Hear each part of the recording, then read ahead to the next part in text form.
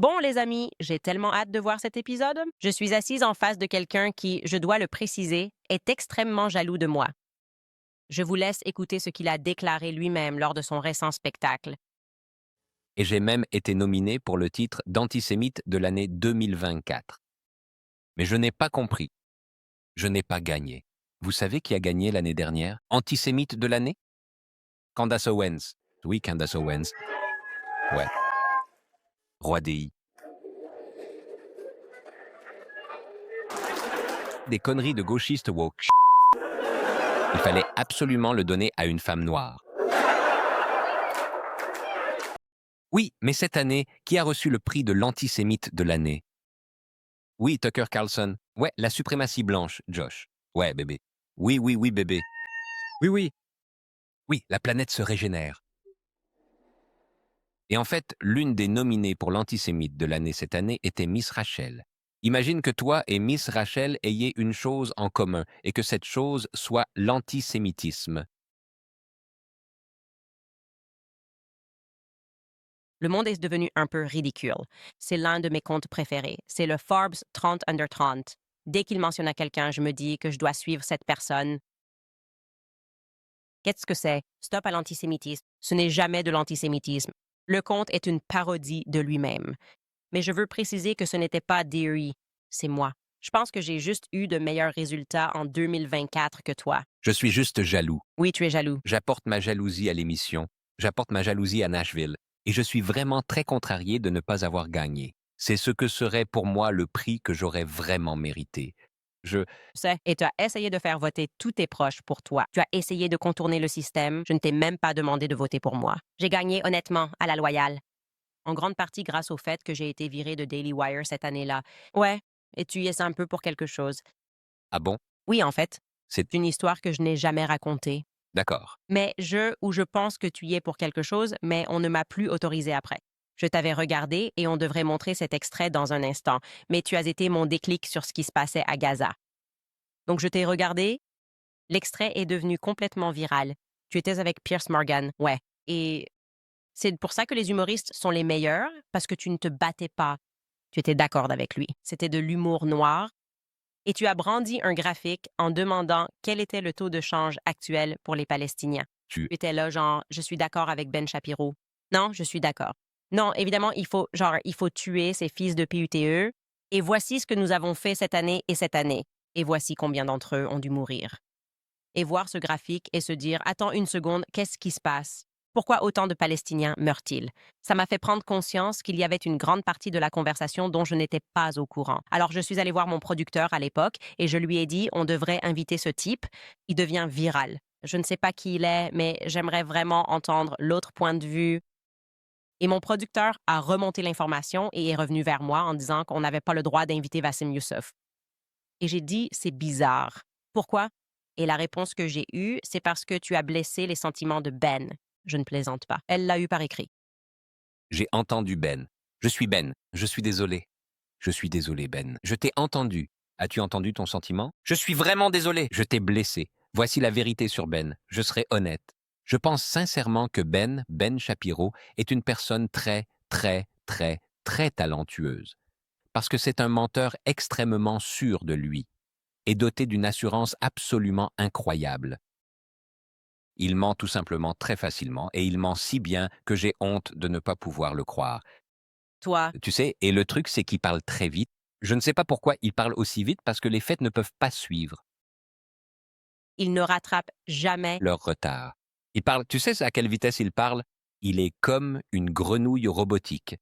Et en fait, si tu écoutes Ben Shapiro, c'est comme si quelqu'un avait accéléré la voix.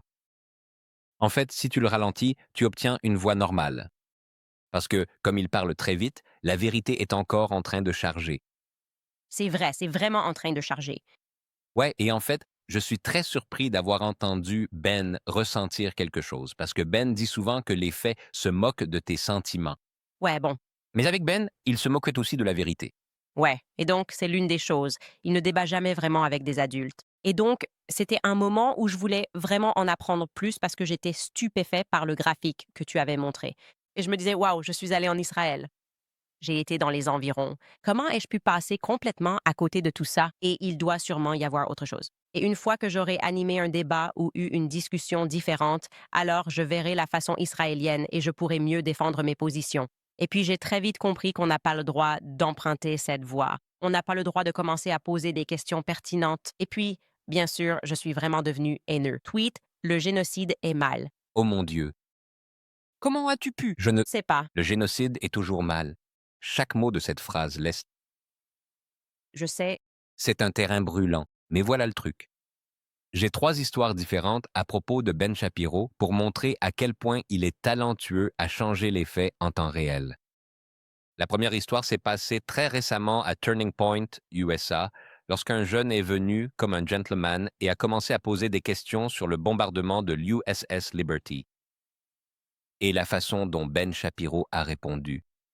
Il mentait effrontément très rapidement. Et il a commencé à dire, eh bien, il y a eu une enquête et c'était évidemment faux. Et c'était évident et c'était prouvé sans aucun doute que c'était une erreur. Ce n'était pas le cas. Il y a eu beaucoup d'enquêtes où ce n'était pas le cas, en réalité. L'équipage de l'USS Liberty a été menacé. Ils étaient soumis à une interdiction de parler. Ils ne pouvaient pas parler. Et vous savez, ce qui est incroyable là-dedans, c'est que pendant 15 ans, Israël s'est battu bec et ongles, et ils ont finalement versé des compensations. Combien ont-ils payé? 6 millions de dollars pour les dommages causés à l'USS Liberty et 6 millions de dollars pour les victimes de l'USS Liberty. Voilà la valeur de l'USS, des soldats qui ont été tués dans cette affaire. Et on peut le voir alors qu'il débattait avec le jeune homme, il inventait simplement des choses. Cela avait déjà été prouvé, c'était déjà derrière le pont. C'est le premier point. La deuxième fois, il était dans l'émission du matin avec Charmaine Degas. Et Charmaine lui a demandé « Est-ce qu'Israël a commis un génocide ?» Et il a commencé à partir dans un charabia à la Jordan Peterson, parlant très vite, avec de grands discours. Ce n'est pas un génocide parce qu'ils avaient l'intention. Et puis on peut voir Schulman le regarder comme pour dire « c'est un mensonge ». Mais je ne peux pas dire comment. Vous voyez, il le regarde comme si ce type lui mentait, mais il n'arrive pas à mettre le doigt dessus. Le lendemain, Mehdi Hassan est venu dans l'émission et il a continué, en détaillant pourquoi Israël commet-il un génocide. Mais si vous êtes là et qu'il parle trop vite, vous ne comprenez pas ce qu'il dit, donc vous ne pouvez pas répondre. Et la troisième histoire est ma préférée, parce que c'était un mensonge prémédité et manipulateur. Il parle beaucoup de la façon dont le Hamas utilise l'aide de l'Union européenne pour fabriquer des armes, n'est-ce pas? C'est tout son argument. Et puis, il a montré une vidéo avec le Hamas et les autorités palestiniennes à Gaza en train de creuser pour sortir de l'eau. Des tuyaux, et il dit, vous voyez, ce sont les tuyaux d'eau installés par l'UE, et voici le Hamas qui les extrait pour en faire des armes. Ce qui est beau avec ce clip, c'est qu'il avait une narration en arabe. Il y a des responsables du Hamas qui parlent dessus. Et ils ont dit qu'ils avaient découvert des tuyaux d'eau à l'intérieur, comme s'ils étaient creusés depuis l'intérieur d'Israël pour voler leur eau. Donc, quand ils les ont découverts, ils les ont déterrés et les ont utilisés comme armes contre Israël. Donc il a pris une vidéo sachant exactement ce que disait la narration. Et il l'a modifiée. Et d'ailleurs, un clin d'œil à Wali Rachid.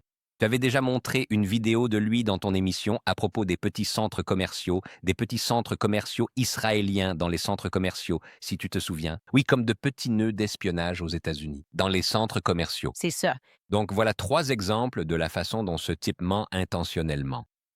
Il ment avec un but précis. Il sait exactement ce qu'il dit, que ce soit par exemple s'il est mis sur la sellette. Ou bien on lui pose une question à laquelle il doit inventer une réponse ou il invente carrément un fait totalement faux, sorti de nulle part, de l'air du temps. Ouais. Et enfin, je ne sais pas vraiment, je commence toujours par dire que je vais avoir des ennuis, mais en fait, je m'en fiche. Je pense que l'humanité doit vraiment passer à autre chose que tout ça. La peur de dire la vérité est quelque chose d'effrayant à tel point que tant d'êtres humains laissent des choses terribles se produire.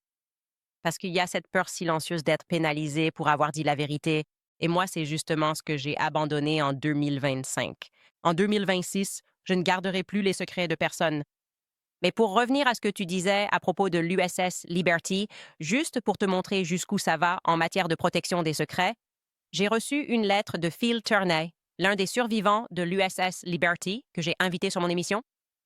Quand je te dis que c'était l'entretien le plus marquant de toute ma vie, je le pense vraiment. Et c'est rare que je dise ça, vraiment. Tout le monde ici avait l'air sur le point de pleurer quand il a raconté ce qu'il avait vécu. Et quand tu l'écoutes, tu sais juste qu'il dit la vérité. Tu n'as même pas besoin d'entendre autre chose. L'émotion est toujours présente en lui. Et depuis qu'il a 20 ans et maintenant qu'il en a 76, il veut juste que l'histoire de ce qui est arrivé à ses camarades sur ce bateau soit racontée. Et j'ai fait cet épisode avec lui, je l'ai rencontré, je l'ai regardé dans les yeux, j'ai pleuré avec lui. Il m'a donné sa Purple Heart et ensuite j'ai été poursuivi en justice par le Daily Wire. C'était après avoir quitté le Daily Wire. Parce que pendant son entretien, il a mentionné 2 noms. Quand un journaliste s'assoit, évidemment, je n'ai aucune idée de ce que cet homme va dire. Ce n'était pas dans la lettre qu'il m'avait envoyée. Mais il a regardé la caméra et a dit « Et j'aimerais appeler les gens qui disent que c'était un canular. » Mais il a dit « Charlie Kirk a dit quelque chose. » Et je le suis. J'étais très proche de Charlie, un de mes chers amis. Et il a dit un truc du genre « Et Ben Shapiro a dit quelque chose. » Et ils m'ont poursuivi en justice. Ouah! Ils m'ont poursuivi en justice pour avoir permis à un survivant de raconter son histoire. Et ils avançaient un argument de voyance selon lequel je l'avais incité à le faire. Comme si je pouvais être assez abjecte pour manipuler un homme afin qu'il dise quelque chose, juste pour que je puisse, enfin, c'était... Et ensuite, j'ai dû en fait appeler Phil après ça et lui dire « Je vais au tribunal. » Et je sais que je ne voudrais jamais te demander ça, mais est-ce que tu pourrais... Serais-tu prêt à témoigner que je ne t'ai pas poussé à dire quelque chose? Mais juste pour vous montrer à quel point vous êtes prêt à manipuler la réalité, vous êtes prêt à attaquer ce type 2 fois. Je veux dire 2 fois. Traiter cet homme de menteur à 2 reprises. Et c'est juste que je n'arrivais pas à y croire. Nous étions si loin. Je veux dire, j'étais poursuivi en justice de tous les côtés à cause d'eux pour tout et n'importe quoi. Mais je pensais que c'était juste ça. Et c'était Jeremy Boren. Jeremy Boren à la tête du Daily Wire. Ennuyeux. Ouais, il m'a envoyé ce procès le jour de son anniversaire. C'est très ennuyeux et prévisible.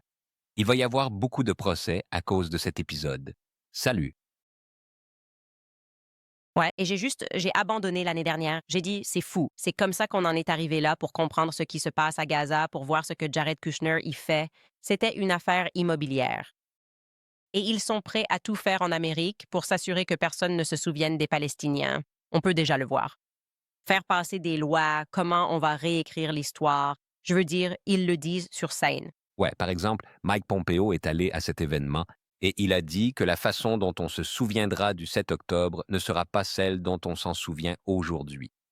Il est très important que les gens se souviennent de cela comme si Israël était la victime, parce qu'il n'y avait pas de victime à Gaza. Et ils l'ont déjà fait. J'ai un ami qui est allé au Festival de Cannes l'année dernière, celle qui a eu lieu 1 an après le 7 octobre. Et ils se sont déjà engagés. Plus de 200 millions de dollars ont été promis pour produire des séries télévisées, des films, afin de raconter le 7 octobre du point de vue israélien. Et ils sont en train de changer l'histoire sous nos yeux en ce moment. Et je pense que cela ne concerne pas seulement ce qui s'est passé ou ce qui se passe en Palestine. À cause de la façon dont les gens ont vu le gaslighting se produire en temps réel et comment le mensonge se déroule en temps réel, les gens remettent maintenant en question tout ce qu'on leur a dit sur l'histoire.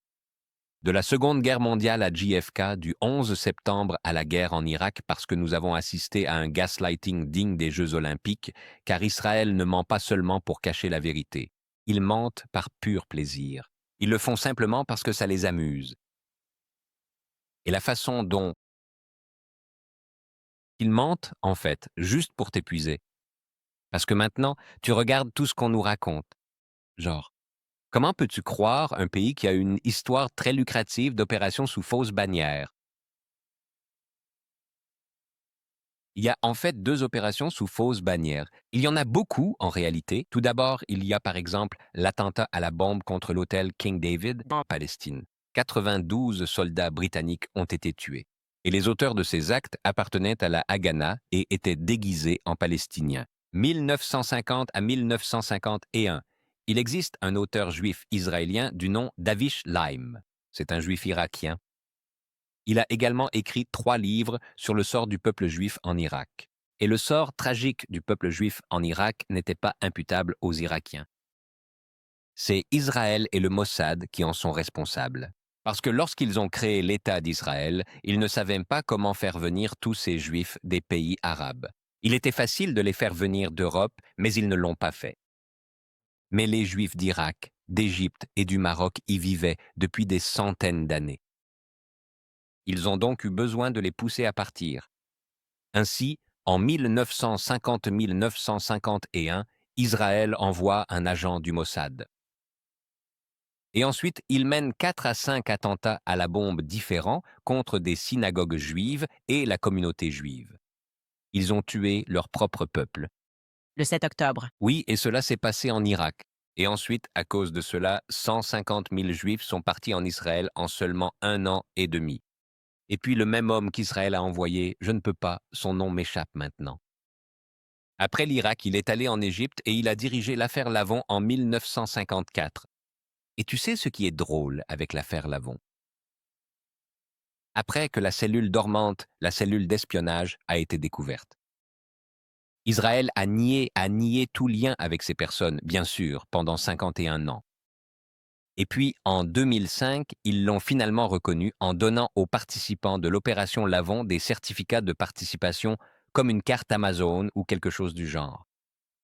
Et oui, puis en 1994, l'attentat contre l'ambassade israélienne à Londres, il a été commis par le Mossad. Et ensuite, ils ont en quelque sorte accusé 2 Palestiniens pour cela. Un mois après le 11 septembre, qui est la plus grande opération sous fausse bannière, en octobre 2001, il y a eu une attaque contre le Parlement mexicain par 2 agents du Mossad.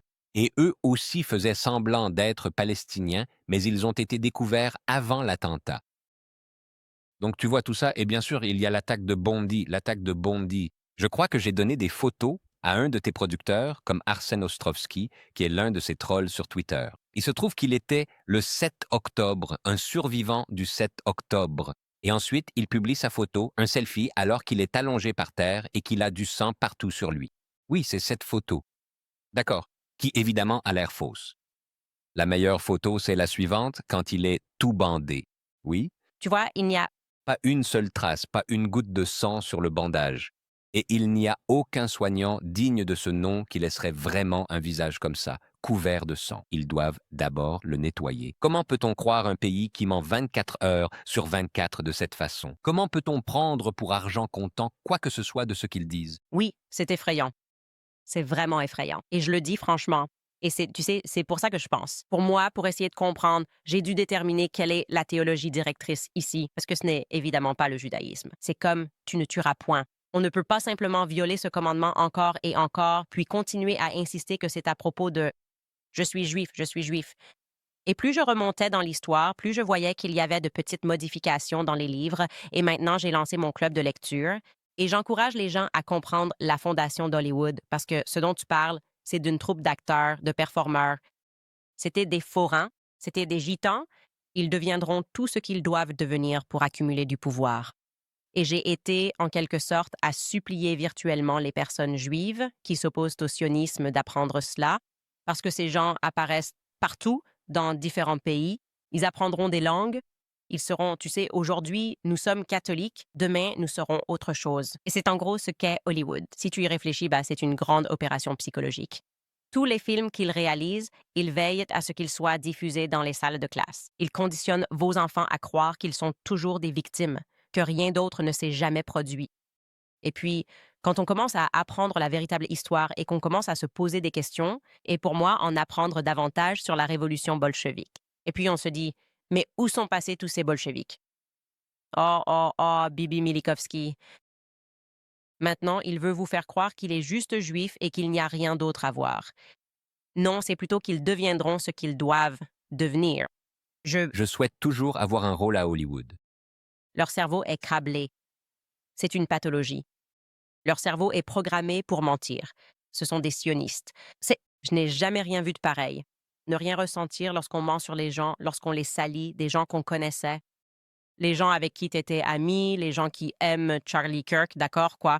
Avec quelle rapidité peuvent-ils basculer, sortir les armes et vouloir vous détruire? Ce n'est pas normal. Nous ne pouvons pas prétendre que c'est normal. Sans. Et je voudrais dire quelque chose au nom de beaucoup de mes amis juifs, car ils souffrent eux aussi de cela. Un- Beaucoup de mes amis juifs voient que leur identité et leur religion sont détournées par un groupe de personnes très égoïstes, qui en fait utilisent cela comme un outil de victimisation.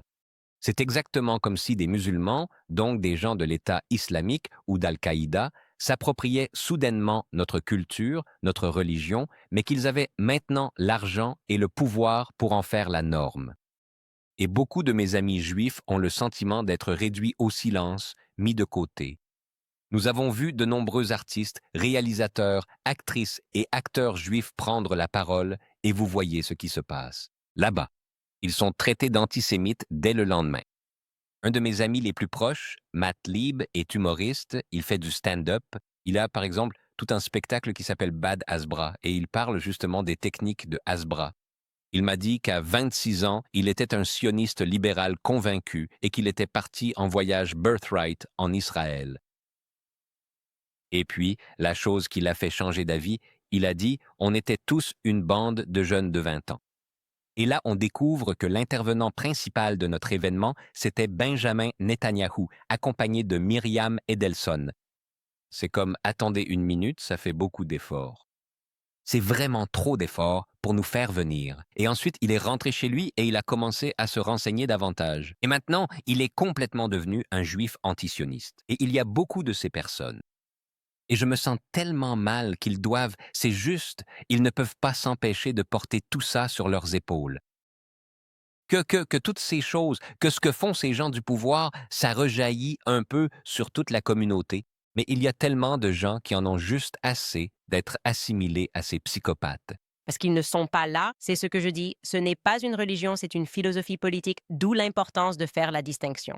Oui, Les sionistes sont tout simplement des psychopathes avérés. Il n'y a aucun moyen de regarder ce qui se passe à Gaza, de voir ce qu'ils ont fait, comment ils nous ont dit qu'ils allaient le faire, en parlant de transactions immobilières. Je veux dire, il faut vraiment que tu regardes ça. Skylar, quand tu auras une seconde, montre juste quelques images vidéo de ce à quoi ressemble Gaza aujourd'hui. Et ensuite, moi, te regarder droit dans les yeux, ne rien ressentir et dire, ben non, c'était une réponse nécessaire au cet octobre. il y a quelque chose qui ne va pas chez toi. Et puis, quand les gens ne peuvent trop pas entraîner les autres à être inhumains comme eux, la férocité avec laquelle ils attaquent ceux qui restent humains. C'est pour ça que je dis que je n'arrive pas à comprendre ça. Je me demande vraiment ce qui est arrivé à ces gens quand ils étaient enfants parce que quelque chose en eux a basculé. Ce n'est pas normal, toute personne devrait avoir une réaction humaine en voyant ça. On y va. Une réaction humaine face à ce qu'ils ont fait. Ça c'est, et ce n'est même pas ça, c'est comme C'est avant. voilà, oui, c'est à ce moment-là qu'ils ont commencé. Je veux dire, ils ont transformé cette ville Ouais. et Maintenant, il n'y a plus rien. ouais, Il n'y a rien. le chantage, l'affaire Epstein, la défense d'Epstein, nous manipuler à propos d'Epstein. Et tu te dis, OK, c'est littéralement, je m'en fiche que tu sois juif, musulman. Si tu es chrétien, évidemment, j'aimerais que vous soyez tous chrétiens, mais est-ce qu'on peut tous s'unir pour reconnaître qu'il y a des satanistes parmi nous? C'est une philosophie satanique. Qui Il faut vraiment vénérer la mort pour accepter ça. J'ai Une question pour toi en tant que chrétien, parce qu'on vient de parler d'un petit groupe de personnes qui détournent toute une foi, à savoir le judaïsme. Et maintenant, de façon similaire, tu as tous ces sionistes évangéliques, des gens qui vont en Israël et qui, en revenant, endoctrinent littéralement leurs fidèles à l'Église. Et quand je regarde des vidéos où, à l'intérieur de l'Église, le seul drapeau autre que le drapeau américain est le drapeau israélien. Et puis, il y a un extrait vidéo viral d'un documentaire qui s'appelle Till Kingdom Comes. Et les pasteurs parlent aux petits-enfants. Ils disent, par exemple, que les Juifs sont meilleurs que nous. Ils sont plus spéciaux que nous. Ils ne sont pas comme nous. Je veux dire, quel genre, tu es un homme de Dieu et maintenant ta mission c'est de dire à ta congrégation qu'ils ne sont pas assez spéciaux. Qu'il y a des gens d'une autre religion qui sont plus spéciaux que vous et que, en gros, vous donnez littéralement toutes vos économies à l'Église. Juste pour que vos enfants écoutent quelqu'un leur dire, genre, « Hey les gars, vous n'êtes rien. Vous n'êtes personne. Et il y a d'autres personnes qui sont plus dignes que vous d'être saintes. » je Je sais pas comment ça marche. ça ne fonctionne pas. Je ne suis pas évangélique. Et je pense que pour la première fois, beaucoup de personnes évangéliques s'en rendent compte. Et c'est incroyable de dire que c'est en grande partie dû à l'assassinat de Charlie Kirk et au fait que nous nous sommes penchés sur l'histoire, sur les pasteurs dont il s'est entouré. Et puis, nous avons un peu cherché à savoir ce qu'était cette église Calvary Chapel. C'est une opération militaire. Je veux dire, c'est littéralement une opération de la CIA. Et des gens comme Rob McCoy, qui était l'un des pasteurs censés être proche de Charlie, ne l'étaient pas. En réalité, Charlie ne le supportait plus vers la fin. Donc, c'est un autre gros mensonge sur lequel Turning Point devrait faire la lumière et dire la vérité. Mais lui, son père, menait des opérations psychologiques pour la marine. Toute cette église, la Calvary Chapel Church, c'est une histoire de la CIA, un endroit où les hippies pouvaient aller. Qui pensez-vous a créé la culture hippie? Je veux dire, je donne aux gens les livres à lire. Il faut lire Chaos, c'est une lecture incontournable. Comprenez ce qu'ils ont accompli dans les années 60. Lol à tous ceux qui pensent que soudainement, un tas de gens ont juste eu envie de fumer de l'herbe et, vous savez, de quitter leur famille pour aller jouer de la guitare dans l'Ouest. Je veux dire, les années 60, toute cette décennie, c'était entièrement consacré à des expériences militaires sur l'ingénierie sociale. Et l'ingénierie sociale à travers des choses comme les meurtres de Manson, l'ingénierie sociale en créant des églises, tout le monde est le bienvenu ici. Mais quel est l'objectif sous-jacent? L'objectif sous-jacent de beaucoup de ces églises, de trop nombreuses églises, c'est d'engager les gens envers Israël par tous les moyens nécessaires, de leur faire croire qu'ils ne seront pas sauvés à moins d'adorer Myriam Adelson et Bibi Netanyahou, ce qui est fou. La fortune de Myriam Adelson provient de la débauche. Débauche, je veux dire, de quoi parle-t-on? Ils ont construit Las Vegas. Et OnlyFans. Pieux. Je me suis perdu dans les méandres de ces vidéos où l'on regarde tous ces pasteurs s'adresser à leurs fidèles. Et ce qui m'a vraiment choqué, c'est la façon dont ils rabaissent leurs propres chrétiens. Une assemblée et leur dire à quel point les Juifs sont spéciaux. Et c'est normal qu'ils crachent sur les chrétiens. C'est normal qu'en Israël, on ne puisse pas construire une seule église, parce que nous savons que Dieu nous a tout dit à ce sujet. Dieu nous a dit qu'Israël serait tellement plongé dans le péché et que c'est un signe des temps et que c'est notre rôle d'être à leur côté jusqu'à ce que Dieu les ramène sur le droit chemin. Et tant que cela n'arrive pas, il est acceptable de tuer toutes ces personnes. C'est normal de donner tout votre argent à cette entité. Et si vous ne bénissez pas Israël, vous serez maudits. C'est exactement comme les contorsions mentales qu'ils utilisent pour rabaisser leur propre peuple, leurs propres fidèles chrétiens. Pour être loyaux, non pas envers Dieu, non pas envers le Christ, mais envers une entité politique. C'est ça. Non, c'est un monde à l'envers, mais je pense que c'est en train d'être corrigé et réparé. Et comme je l'ai dit, c'est en grande partie grâce à pour que les gens comprennent la pression que Charlie subissait. Et c'était une personne évangélique. Il était sioniste. Il l'était vraiment, et je sais que tu as une opinion sur Charlie et sur ce qu'il faisait, mais je peux te dire que Charlie était sincère. De la même manière que je dis toujours aux gens, j'éprouve évidemment des regrets d'avoir travaillé au sein d'organisations sionistes. Je regrette mon ignorance. Je ne devrais pas dire que je regrette d'y avoir travaillé, car je crois sincèrement que Dieu m'y a placé pour une raison. Je devais le voir de l'intérieur, et je peux désormais expliquer clairement aux gens comment ces choses fonctionnent. Mais je regrette d'avoir ignoré ce qui se passait à Gaza. Et je pense que les gens devraient savoir que Charlie et moi, nous étions sincères dans notre soutien à Israël parce que nous croyions sincèrement que nos amis nous disaient la vérité, Oui, c'est... la réalité de Trump. J'ai quelques reproches à faire à Charlie. Je veux dire que Dieu est son âme et j'espère que justice sera rendue à tous ceux qui l'ont réellement tué. Je suis d'accord qu'il commençait un peu à se réveiller. Vers la fin, parce qu'il a commencé à se poser des questions, surtout dans le podcast PBD, il a dit quelque chose que j'avais moi-même dit lors de ma première apparition avec Piers Morgan. J'ai dit, par exemple, qu'Israël a la taille du New Jersey. Et pourquoi faudrait-il 6 heures pour une réponse alors qu'on peut s'y rendre en hélicoptère en 20 minutes? Et c'est une question très simple.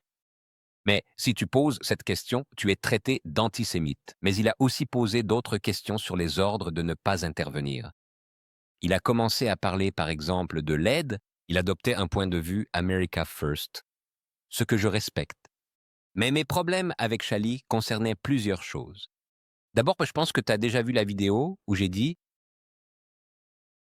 il a en quelque sorte affirmé à tort que si tu es juif et que tu vas dans un quartier arabe à Jérusalem, tu vas te faire poignarder. Et maintenant, je comprends que c'est ce qu'on t'a dit. Oh, il t'emmène faire un tour. Lavage de cerveau en visite. Toi? Ouais.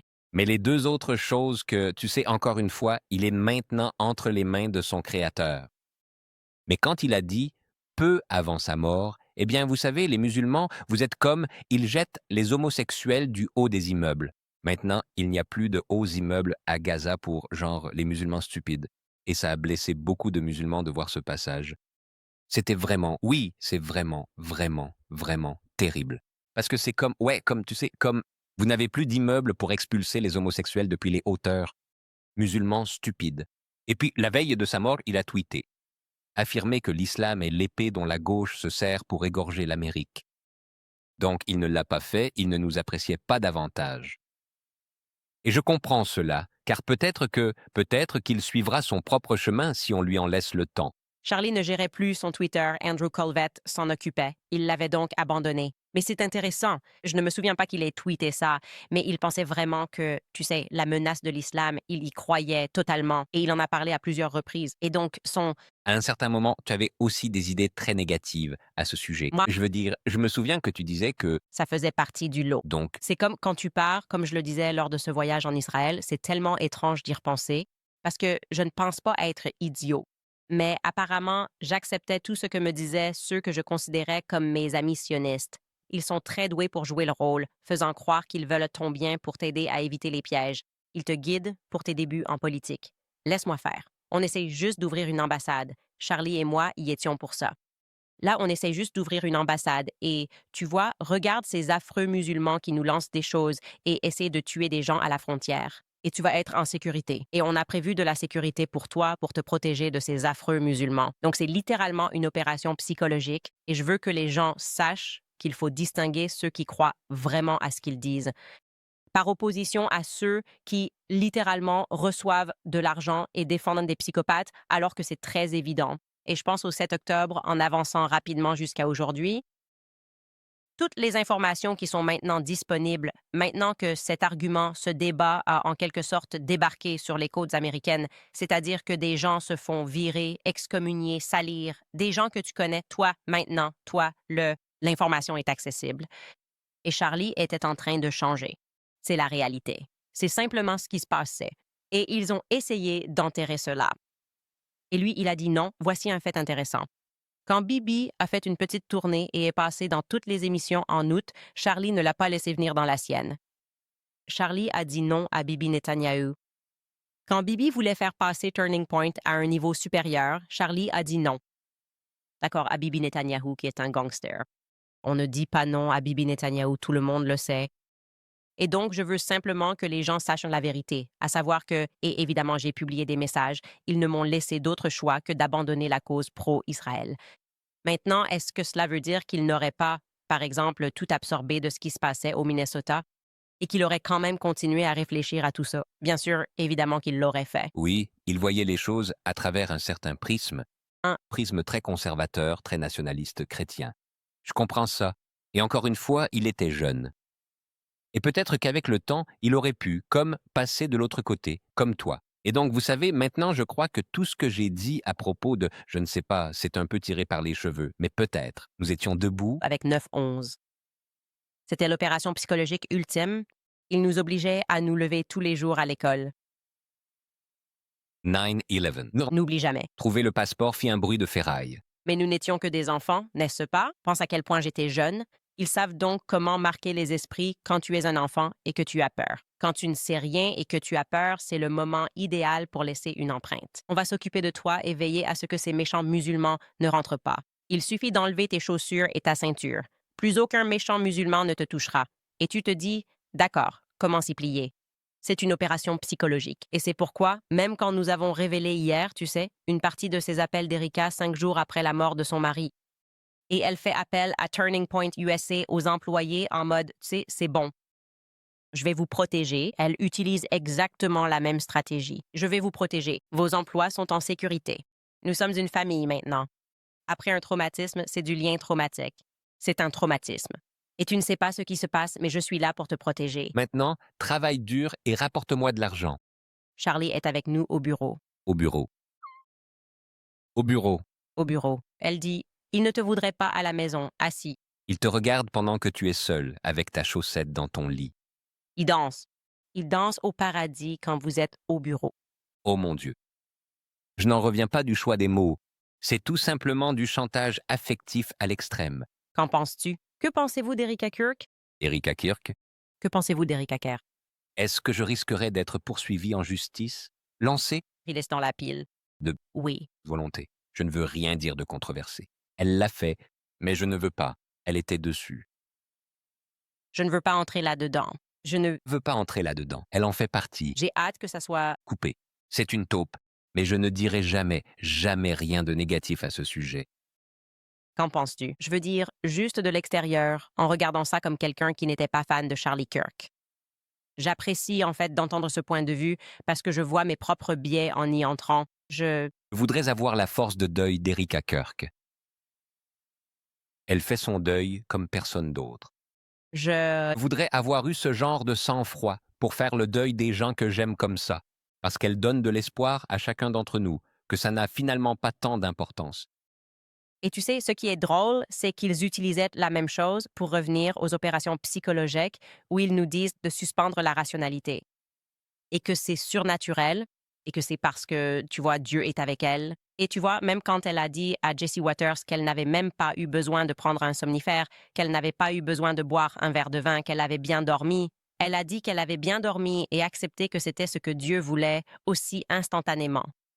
Et il y a quelque chose là-dedans qui est du christianisme façon ChatGPT où c'est comme si tu allais juste continuer à dire Dieu voulait ça. C'est comme non, être chrétien, c'est nous sommes imparfaits.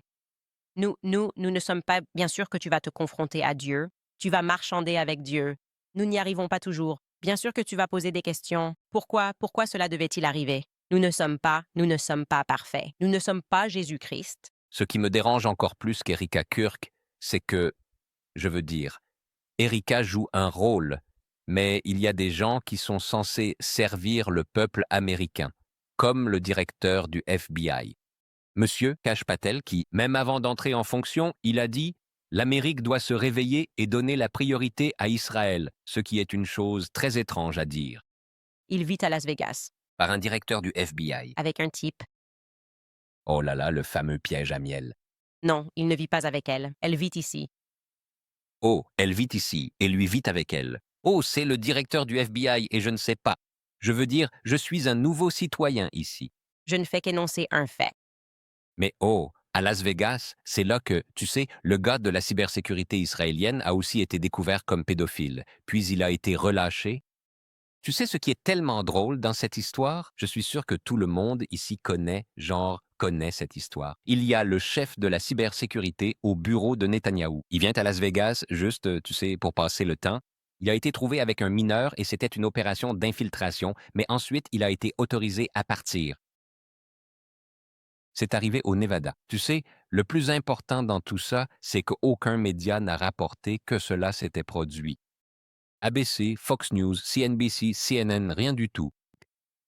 Si un pays étranger censé être votre allié envoie ici des hauts responsables de la sécurité et qu'ils, pas seulement une fois, mais à de nombreuses reprises, et qu'ils sont impliqués dans des réseaux pédophiles et qu'on les laisse repartir. Mais ce n'est pas grave, parce qu'il faut qu'on parle des Somaliens à Minneapolis. Il faut qu'on parle des Arabes dans le Michigan. Et puis, il y a le procureur par intérim qui se trouve être un ressortissant israélien qui l'a laissé partir. Et personne n'en parle. Et c'est pour ça, c'est comme ça qu'on te colle l'étiquette de complotiste.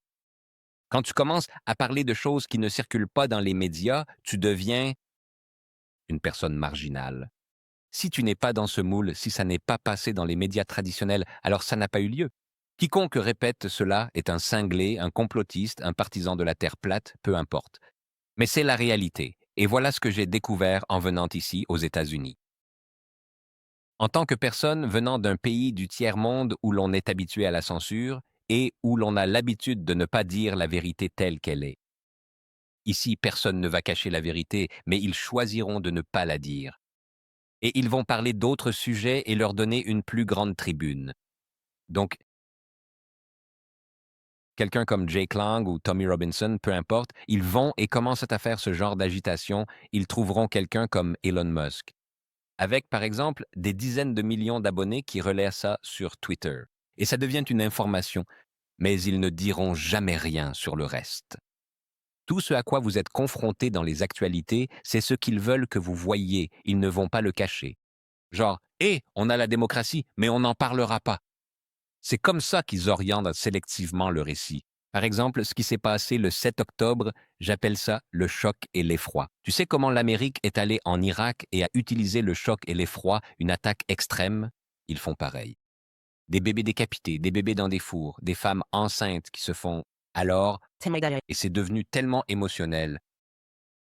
Un choc tel que si tu commences à le remettre en question, c'est comme comment peux-tu remettre en question des bébés décapités? Tu es antisémite, tu n'aimes pas, tu ne te soucies pas des bébés. Et c'est comme ça qu'ils l'ont imposé, puis ça devient l'actualité. Ouais. Je veux dire, c'est de la propagande soviétique. Et ça revient à ce que je disais à propos des bolcheviks. Je veux dire, dans un épisode, on parlait même des choses qu'on nous a racontées sur la Seconde Guerre mondiale et tout ça, et ils ont paniqué. Et c'était hilarant parce que quelques mois plus tard, et le musée d'Auschwitz publie un communiqué et dit que ce qui a été dit à propos de Joseph, docteur Joseph Bengal, beaucoup de choses ont été inventées. Il n'a jamais fait ces choses-là. En fait, avant tout cela, c'était un médecin respecté. Le musée d'Auschwitz a publié ceci sur son site web. Et Ils ont réduit ce chiffre de 4 à 1 million subitement.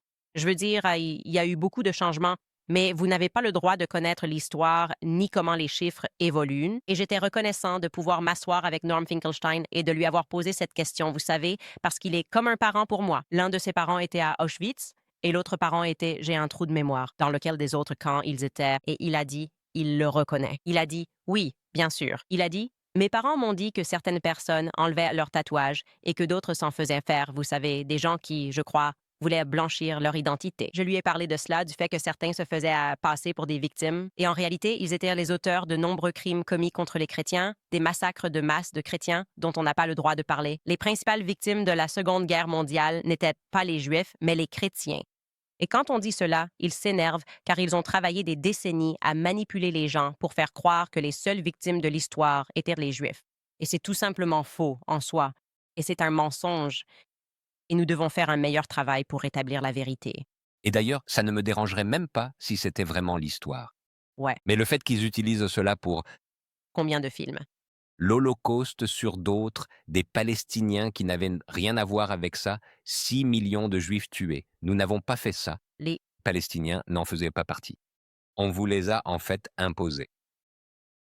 Et vous seriez même prêt à tuer d'autres Juifs pour empêcher que quoi que ce soit d'autre n'arrive. Connais-tu la crise de Petria? Petria était un navire venu d'Europe qui transportait 1500 réfugiés juifs. Dans les années 1940, au port de Haïfa, puis la Haganah, qui est l'un des groupes sionistes israéliens. Ils l'ont fait exploser parce que les autorités britanniques ne voulaient pas le laisser accoster et ils voulaient en fait le détourner vers l'île Maurice. Alors, ils l'ont bombardé. Et je pense qu'ils ont tué 150 juifs, leurs propres gens. Ils ne se souciaient pas que des juifs soient tués en Allemagne d'ailleurs. Ils s'en fichaient. Ils les utilisaient simplement comme monnaie d'échange pour créer Israël. Donc ce n'est pas vraiment une question d'être juif, ils s'en moquent. Ils ne s'en soucient vraiment pas. C'est la même chose que pour Daesh ou le djihad. Peu leur importe ces morts. Ce sont satanistes. Nous ne combattons pas les Juifs, je le souligne en examinant leur théologie. Pause courte pour nos sponsors. Ensuite, je veux leur montrer l'extrait de toi chez Piers Morgan. Parce que... C'était le meilleur extrait diffusé. Oh, merci. Très bien, les amis, il y a évidemment une guerre contre la vérité en ce moment. Vous le ressentez, je le ressens, et la plus grande arme qu'il possède, c'est l'algorithme. Réécrire l'histoire et redéfinir la morale pour servir un agenda laïque brisé qui a complètement effacé Dieu de la conversation. C'est pourquoi j'utilise Magisterium AI, parce qu'il ne s'agit pas seulement du passé, mais aussi de la façon de bien vivre aujourd'hui. On parle des questions les plus difficiles auxquelles vous êtes confrontés, des questions sur la souffrance, le mariage et le sens de la vie. Et contrairement aux autres IA qui existent, Magisterium AI apporte réellement les preuves, c'est-à-dire que chaque réponse est appuyée par des sources originales, des citations sur lesquelles vous pouvez cliquer et vérifier par vous-même. Je parle de 2000 ans de sagesse provenant des saints, des papes et des pères de l'Église. C'est une base de connaissances qui s'enrichit chaque jour grâce à leur travail exclusif de numérisation au sein des universités pontificales de Rome. C'est le moteur de réponse catholique numéro 1 au monde, et ce n'est pas pour rien. Si vous souhaitez découvrir la profondeur intellectuelle et la paix que j'ai trouvée dans la foi catholique, commencez par là. Vous pouvez vous rendre sur magisterium.com/Candace ou télécharger l'application gratuitement sur iOS ou Android. Vous pouvez utiliser mon code de réduction Candice pour passer à la version Pro et vous bénéficierez de 25 de réduction sur votre première année. Cela revient à 2,99 $ par mois. La paix et un but pour le prix d'une tasse de café. C'est une évidence. Rendez-vous sur magisterium.com/Candace. Je vous rappelle aussi American Financing. Entre courses, voyages et inflation, on se sent vite dépassé, surtout avec les cartes de crédit pour l'essentiel. Si la dette s'accumule, vous n'êtes pas seul. Si vous êtes propriétaire, vous avez peut-être envisagé de contacter American Financing, mais vous avez peut-être hésité parce que vous ne vouliez pas perdre votre taux hypothécaire bas. American Financing propose le Smart Equity Loan pour stabiliser vos finances sans renoncer à votre taux hypothécaire bas. Contrairement au HELOC variable, ce prêt offre un taux fixe assurant un paiement fixe. Utilisez la valeur nette de votre maison pour rembourser vos dettes et libérer des liquidités sans toucher à votre prêt actuel. Aucun frais initial. Pour savoir si vous êtes éligible, appelez le 807-195-1210. C'est le 807-95-1210. Ou rendez-vous sur americanfinancing.net/Owens. C'est americanfinancing.net/Owens. Très bien, les gars, je veux vous montrer ce clip. C'est tout simplement incroyable. Nous l'avons un peu monté ici, mais il s'agit de Basim chez Piers Morgan, le passage où il utilise simplement l'humour. C'est pourquoi nous avons besoin des humoristes, parce qu'ils sont brillants et qu'ils ont une façon de faire passer un message qui n'est pas... C'est un sujet controversé qui pousse à se demander qu'est-ce qui ne va pas dans notre société. C'est de l'humour noir, et ils sont les meilleurs dans ce domaine. Regardez ça. La question est, qu'est-ce qu'une réponse proportionnée? Parce que cela a été différent d'un niveau à l'autre. Donc si vous regardez ce graphique, par exemple, il montre le nombre de morts israéliens et palestiniens, et cela change d'une année à l'autre. C'est comme les fluctuations des crypto-monnaies. Alors ma question aujourd'hui, c'est quel est le prix actuel de la vie humaine? Je veux dire, 2014 a été une excellente année pour Ben Shapiro. 88 Israéliens sont morts. Et il y a eu 2329 Palestiniens tués de l'autre côté. Cela fait un Israélien pour 27 Palestiniens. C'est un très bon taux de change. Ce que je veux dire, c'est quel est le taux de change aujourd'hui? Comme ça, vous serez content? Le Hamas n'a absolument aucun contrôle en Cisjordanie. Et depuis le début de cette période, jusqu'en août seulement, 37 enfants palestiniens ont été tués. Pas de festival de musique, pas de parapente, pas de Hamas. Depuis l'occupation de la Cisjordanie, 7000 Palestiniens ont été tués. Pas de festival de musique, pas de parapente, pas de Hamas. C'est ça le problème. Israël se victimise toujours et je n'ai jamais vu une victime assiéger son oppresseur et le bombarder 24 heures sur 24. Israël veut vous faire croire qu'ils sont la victime. Traiter avec Israël est tellement difficile. C'est comme être en couple avec un psychopathe narcissique. Il te détruit puis il te fait croire que c'est de ta faute. J'ai deux questions. La question est, comment pouvez-vous justifier les tueries en Cisjordanie où le Hamas n'existe pas? Et si la réponse disproportionnée de toutes ces années avait vraiment fonctionné, qu'est-ce qui sera nouveau cette fois-ci qui n'est jamais arrivé auparavant? Je voulais juste... C'était ma question. C'est brillant. Regardez ça et dites-vous, il n'y a pas de Hamas. Pourquoi tuer des Palestiniens pour le plaisir? Et c'était tout simplement génial. C'était vraiment le cas. C'était génial. Eh bien, il continue. La guerre de Gaza n'a jamais pris fin. Le cessez-le-feu n'a jamais eu lieu. En réalité, ils ont tué davantage d'enfants depuis le cessez-le-feu. Plus de nombre enfants israéliens ont été tués depuis 1948. Ouais, vous pouvez imaginer? C'est incroyable. En 3 semaines, ils ont tué davantage d'enfants du côté palestinien. Plus de 1000 enfants israéliens ont été tués au cours de ces 75 années. Est-ce que... Tu sais ce que je dis toujours aux gens et ça m'étonne qu'ils n'arrivent pas à réfléchir à ça. Si tu penses que juste parce que ça se passe là-bas, tu vas être d'accord avec ces gens, tu vas les soutenir, tu vas peut-être accepter un chèque, 7 000 $, peut-être 200 000 $ pour attaquer des personnes qui se lèvent, on les dit que c'est mal.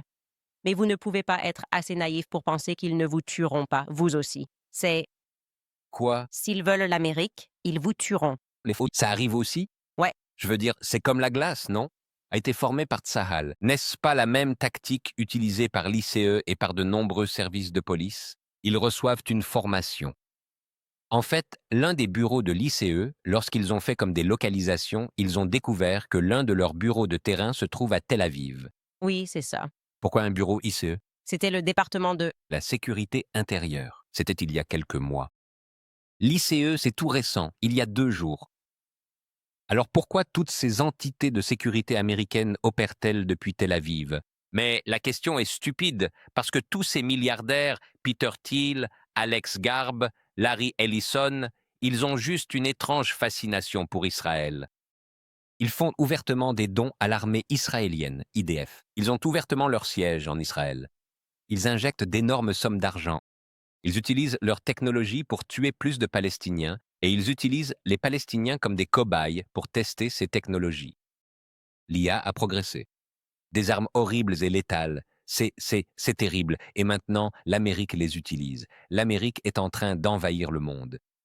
Et je dois vous dire, en tant qu'immigrant, en tant que nouvel immigrant dans ce pays, j'en profite.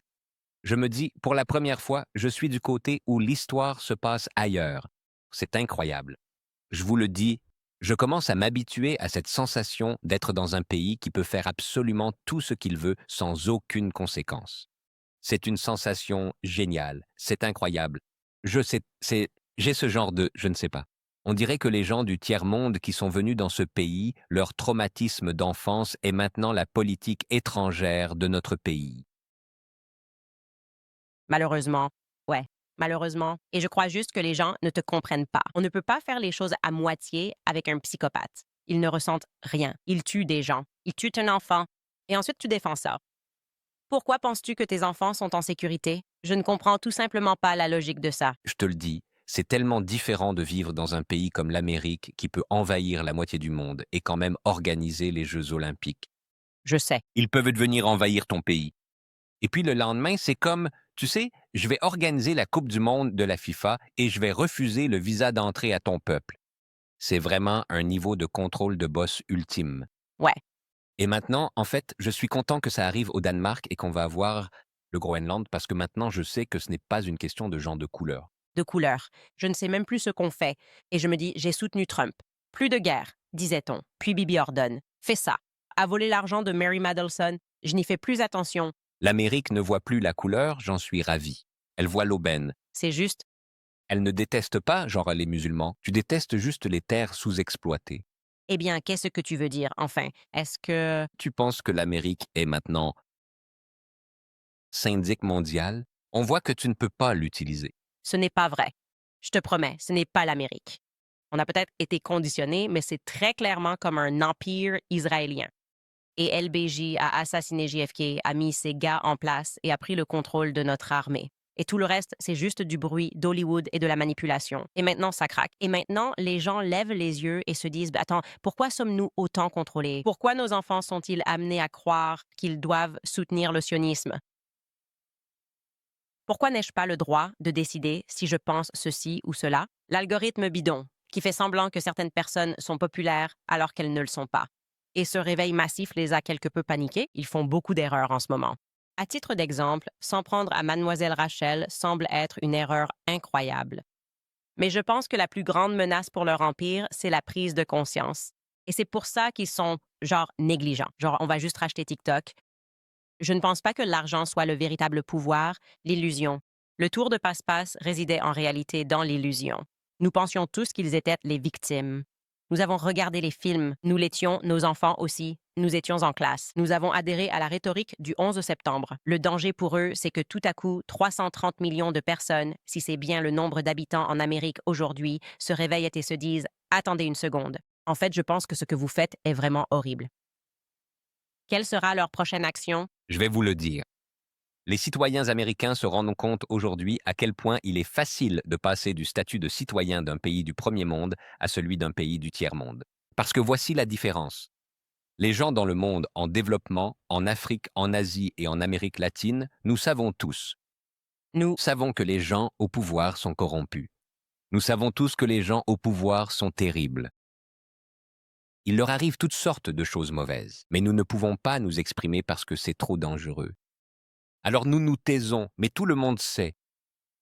En Amérique, tout le monde sait et tout le monde peut parler, tu peux parler, mais on te met au défi de changer quoi que ce soit. Donc tu votes, tu parles, tu protestes, tu vas en ligne, personne ne t'enverra en prison. Tu as l'impression d'avoir participé, mais au final, rien ne change. Ils te regardent et disent « Oui, nous, les dossiers Epstein. Oui, il y a des victimes, rien ne se passera, tu as des preuves sur Epstein. » Chaque émission télé, chaque émission comique s'en moque, mais rien n'avance vraiment. Tu vois la différence. Oui, je te donne cette marge de liberté, mais penses-tu pouvoir faire quoi que ce soit avec cette liberté? Et si demain, Trump décidait de se présenter pour un troisième mandat, Que se passerait-il? Quoi, un juge fédéral va juste, genre, faire quelque chose. Que va-t-il se passer? Quoi? Tu vas faire intervenir l'armée pour le destituer. Qu'est-ce qui les empêcherait d'imposer, d'appliquer la loi martiale ou de commencer à restreindre tes libertés? On doit le faire. Parce que le mot a été banalisé par toute la violence qui s'est produite au Moyen-Orient. Maintenant, les gens sont un peu comme ah, ils sont désensibilisés. Cela peut nous arriver à tout moment. Faire, Tu crois qu'ils vont le faire? vous avez dit ça et après, nous l'avons constaté, nous avons vu ce dont ils sont capables au niveau des universités. Car, il y a 3 ans encore, on n'aurait jamais imaginé que l'American University subirait le même traitement que celui infligé par une dictature brutale. Que cela justifierait une intervention militaire. Nous, J'ai vu des gens perdre leur emploi, perdre leur carrière, être battus, arrêtés, se faire tirer dessus et avoir la police de New York et de Los Angeles, des agents des forces spéciales israéliennes sur place avec eux. Qu'est-ce qui les empêcherait de faire cela en dehors du campus universitaire? Vous voyez, c'est la même chose qui se produit, mais vous vous déplacez très lentement. Car dès l'instant où ils perdent le contrôle, quand il n'y a plus de TikTok à acheter, il n'y a plus rien. HBO, Ou CNN à acheter, il n'y a plus d'autre façon de les présenter, vous constaterez que ce système devient de plus en plus brutal. vous croyez? Donc je dirais qu'ils semblent effectivement devenir plus brutaux, mais ils deviennent aussi brutalement stupides. C'est-à-dire que, d'accord, le but en faisant venir des gens là-bas est oh, on va vous traîner dehors, on va vous expulser du pays, parce que vous avez dit quelque chose contre Israël. Cela a simplement poussé ma génération à se dire d'accord, nous n'enverrons pas nos enfants là-bas. Mais le pouvoir résidait en nous, en envoyant nos enfants là-bas, puis en les endoctrinant. En réalité, il faut que les enfants soient là-bas pour croire à l'illusion. Donc, dès que vous commencez à nous faire comprendre qu'il n'y a en fait aucune liberté et que ce sont en réalité de petits centres d'endoctrinement dirigés par Israël, et maintenant nous parlons à nos enfants, à la génération montante, de ce qu'est Israël, vous vous battez pour perdre le contrôle que vous aviez. C'est la même chose avec la liberté d'expression, n'est-ce pas? Dès qu'ils, Larry, Ellison et tous les autres sont là à dire il faut qu'on rachète TikTok.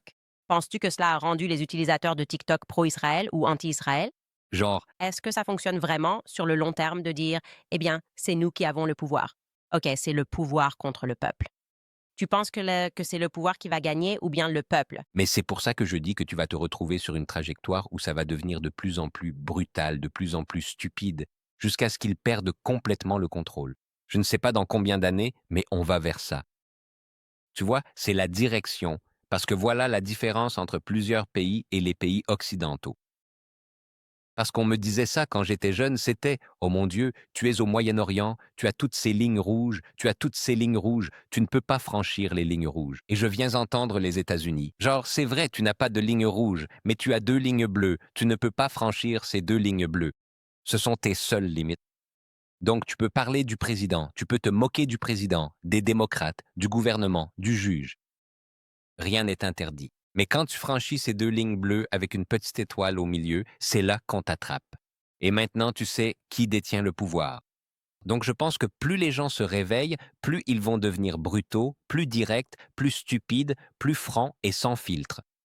Et puis, à un certain moment, les gens vont soit abandonner, soit être exclus, soit simplement passer dans la clandestinité. Et tu verras une contre-attaque violente venir du peuple. En fait, tu as raison. En y réfléchissant, ils ont dit que Trump briguera un troisième mandat ou alors ils ont simplement affirmé que vous n'avez aucun pouvoir. Nous allons installer Bibi Netanyahou comme président des États-Unis. Qu'est-ce qu'on ferait vraiment? Ouais, Rien. rien.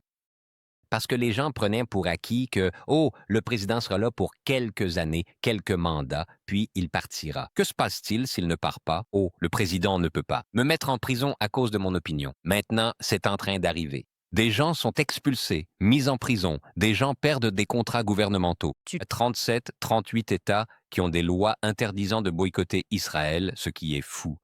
C'est en fait, et c'est de la loi, donc ils le font déjà. Et j'ai posé la question dans une de mes vidéos, qu'est-ce qui les en empêcherait? Rien. Je ne sais pas si tu suis ce qui arrive aux voix anti-Israël en Europe. Tu sais, on entend toujours parler de l'Amérique qui sanctionne un pays, non? Il y a des sanctions contre la Chine, des sanctions contre l'Iran. Tu sais ce qui se passe quand on sanctionne une personne?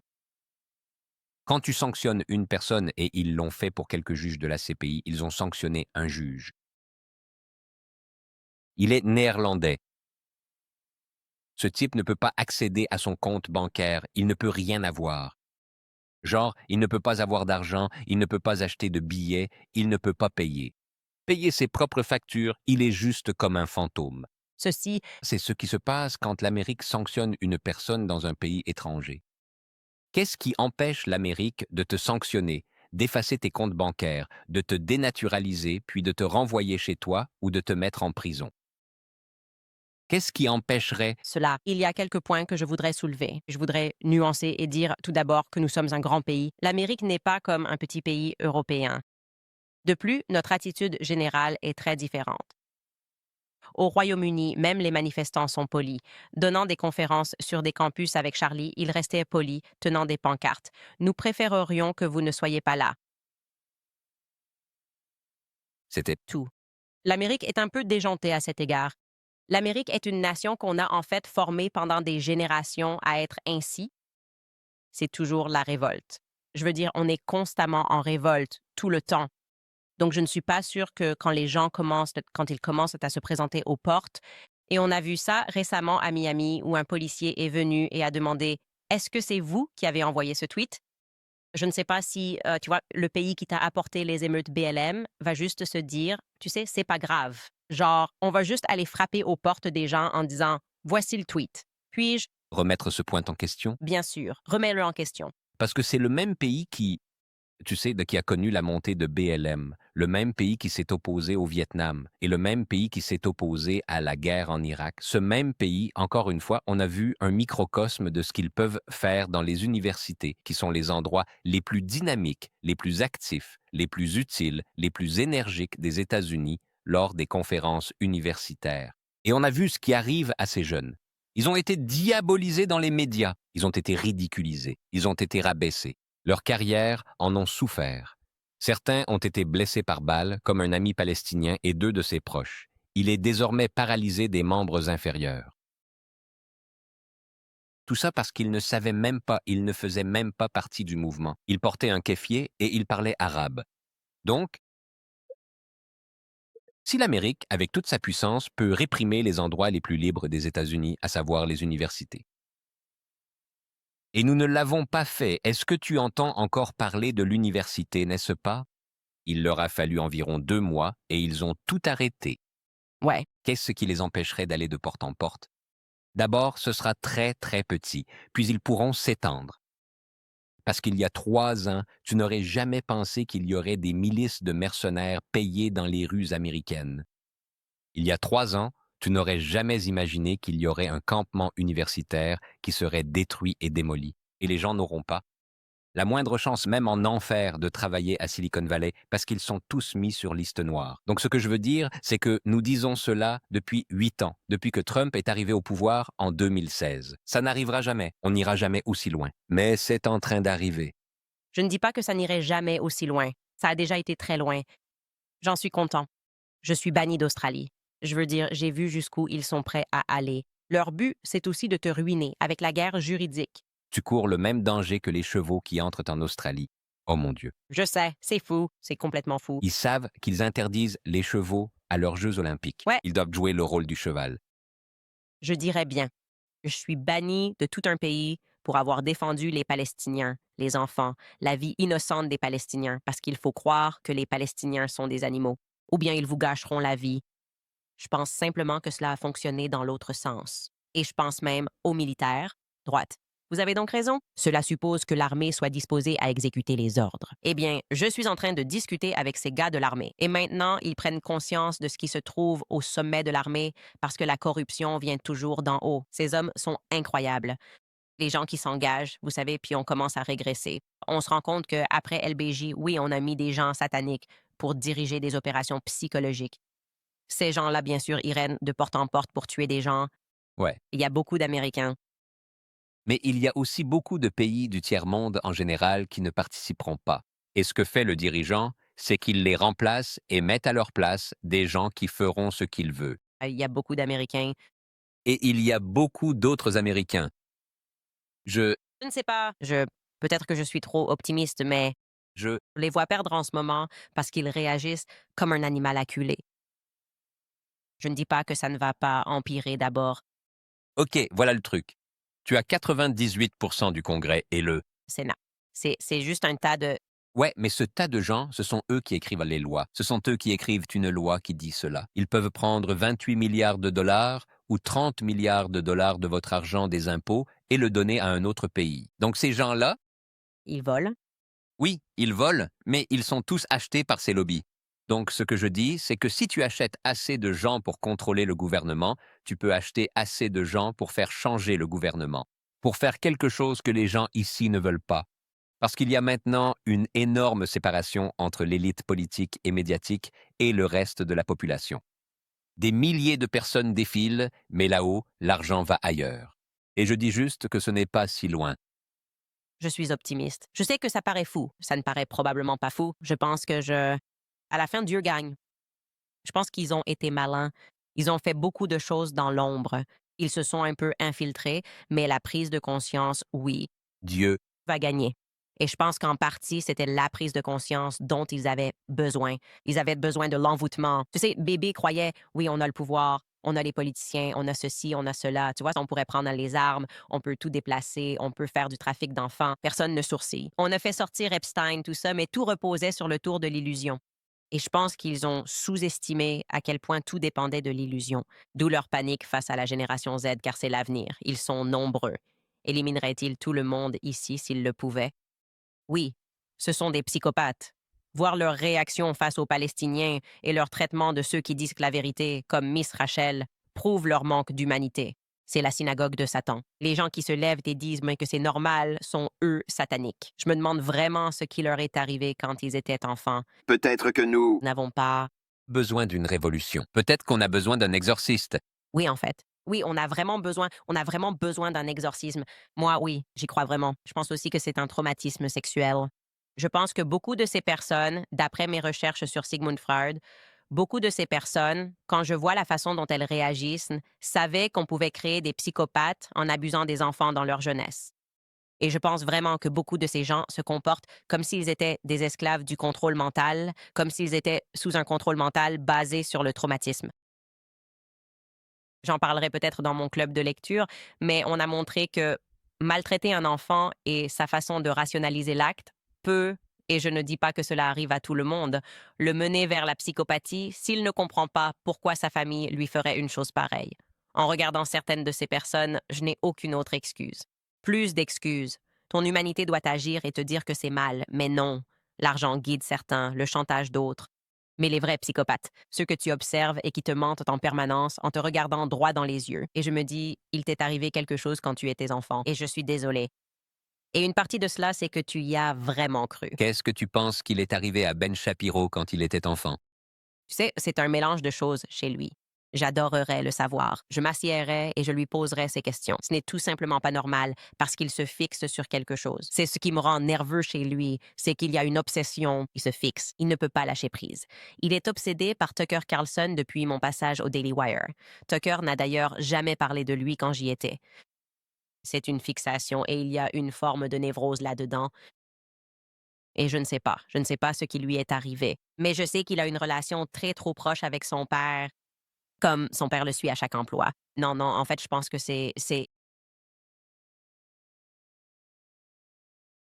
son père est toujours avec lui, travaille avec lui tout le temps, à chaque emploi, le suit, lui dit, bah, qu'il est incroyable.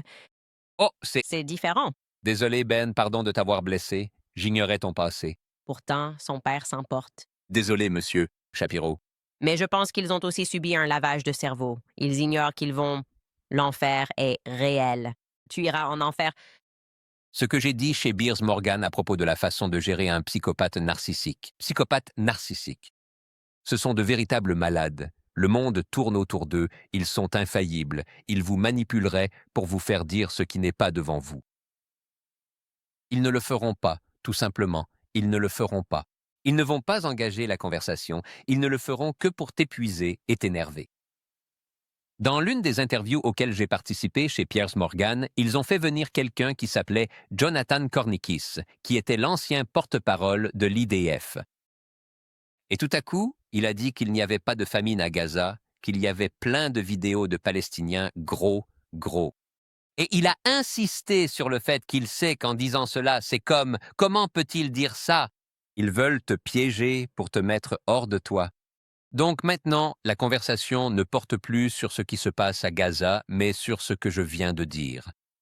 Et ensuite, ils sont des maîtres dans ce domaine, dans l'art du trolling. Je voyais toutes leurs conversations, tous leurs débats, leurs points de vue. Le but de tout ça, c'est de vous faire perdre le contrôle et de vous mettre en colère. Donc, Ils vont détourner la conversation vers un autre sujet. Vous verrez ça. Ils sont très doués pour cela. oui, non, vous avez tout à fait raison. Et Ils se fichent de la vérité. Ils craignent la confusion et demandent toujours si vous avez un campus comme le nôtre. 10% sont pro-palestiniens, 10% pro-israéliens. Et les 80% restants? L'erreur est de vouloir convaincre ces 80%. Ils disent que vous confondez les 80%. oui, Il suffit de balancer n'importe quoi, des mantras, des slogans, juste des phrases toutes faites à lancer dans la situation pour détourner la conversation. Ça, c'est ce qu'ils font. oui, je suis d'accord avec toi. C'est comme de la manipulation de maître et j'en suis sortie. Donc, je réalise, Maintenant, bon retour parmi nous. Oui. C'est comme une désintox. oui, eh bien, je n'étais pas, tu sais, c'est drôle. Je n'ai jamais été du genre à parler du sujet d'Israël, mais je l'ai fait.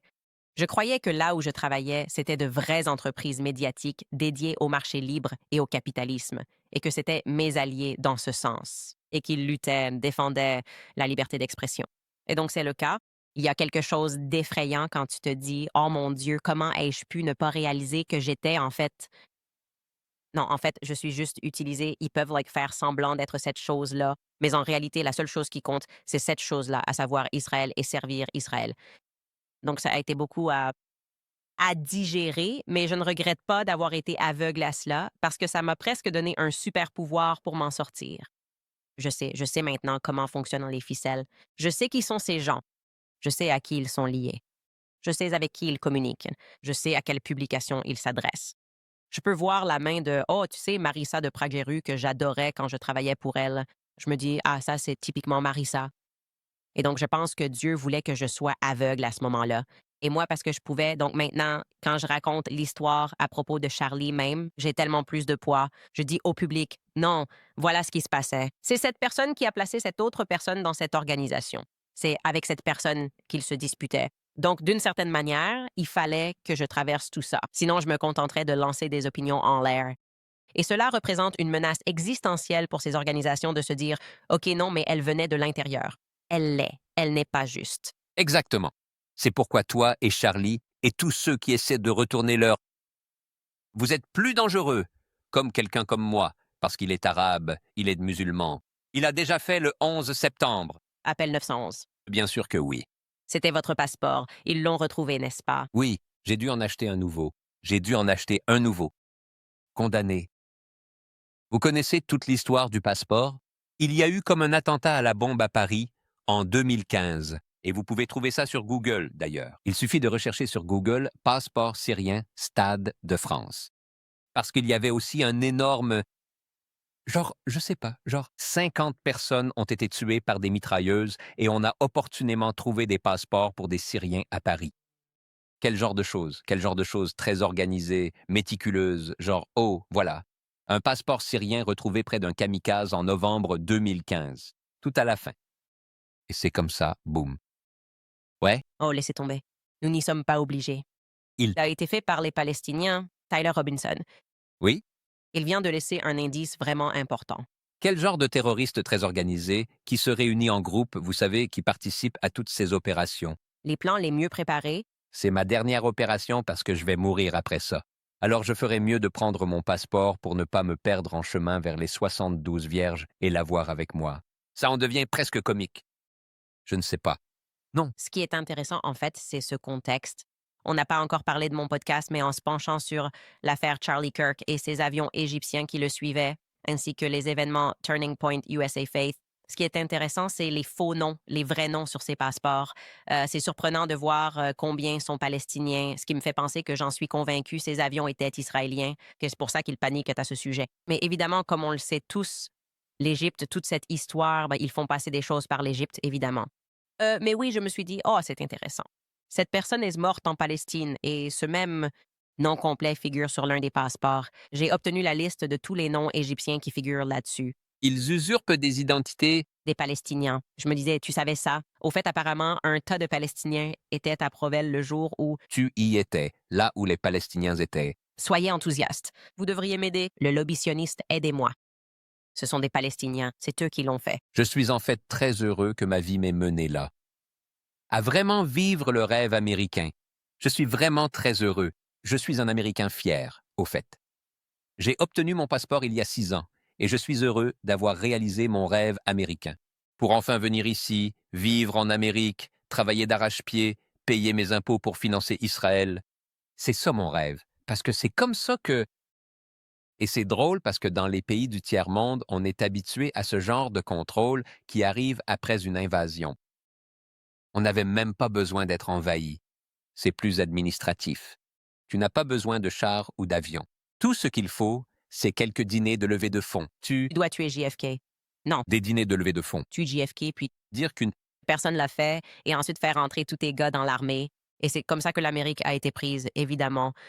Et puis, il suffit d'envoyer un tas d'hommes homosexuels à Washington, de les coincer sur les applis l'Instagram. Et puis, je veux dire, peu importe ce qu'ils ont sur l'Instagram, il est genre terriblement favorable à Israël.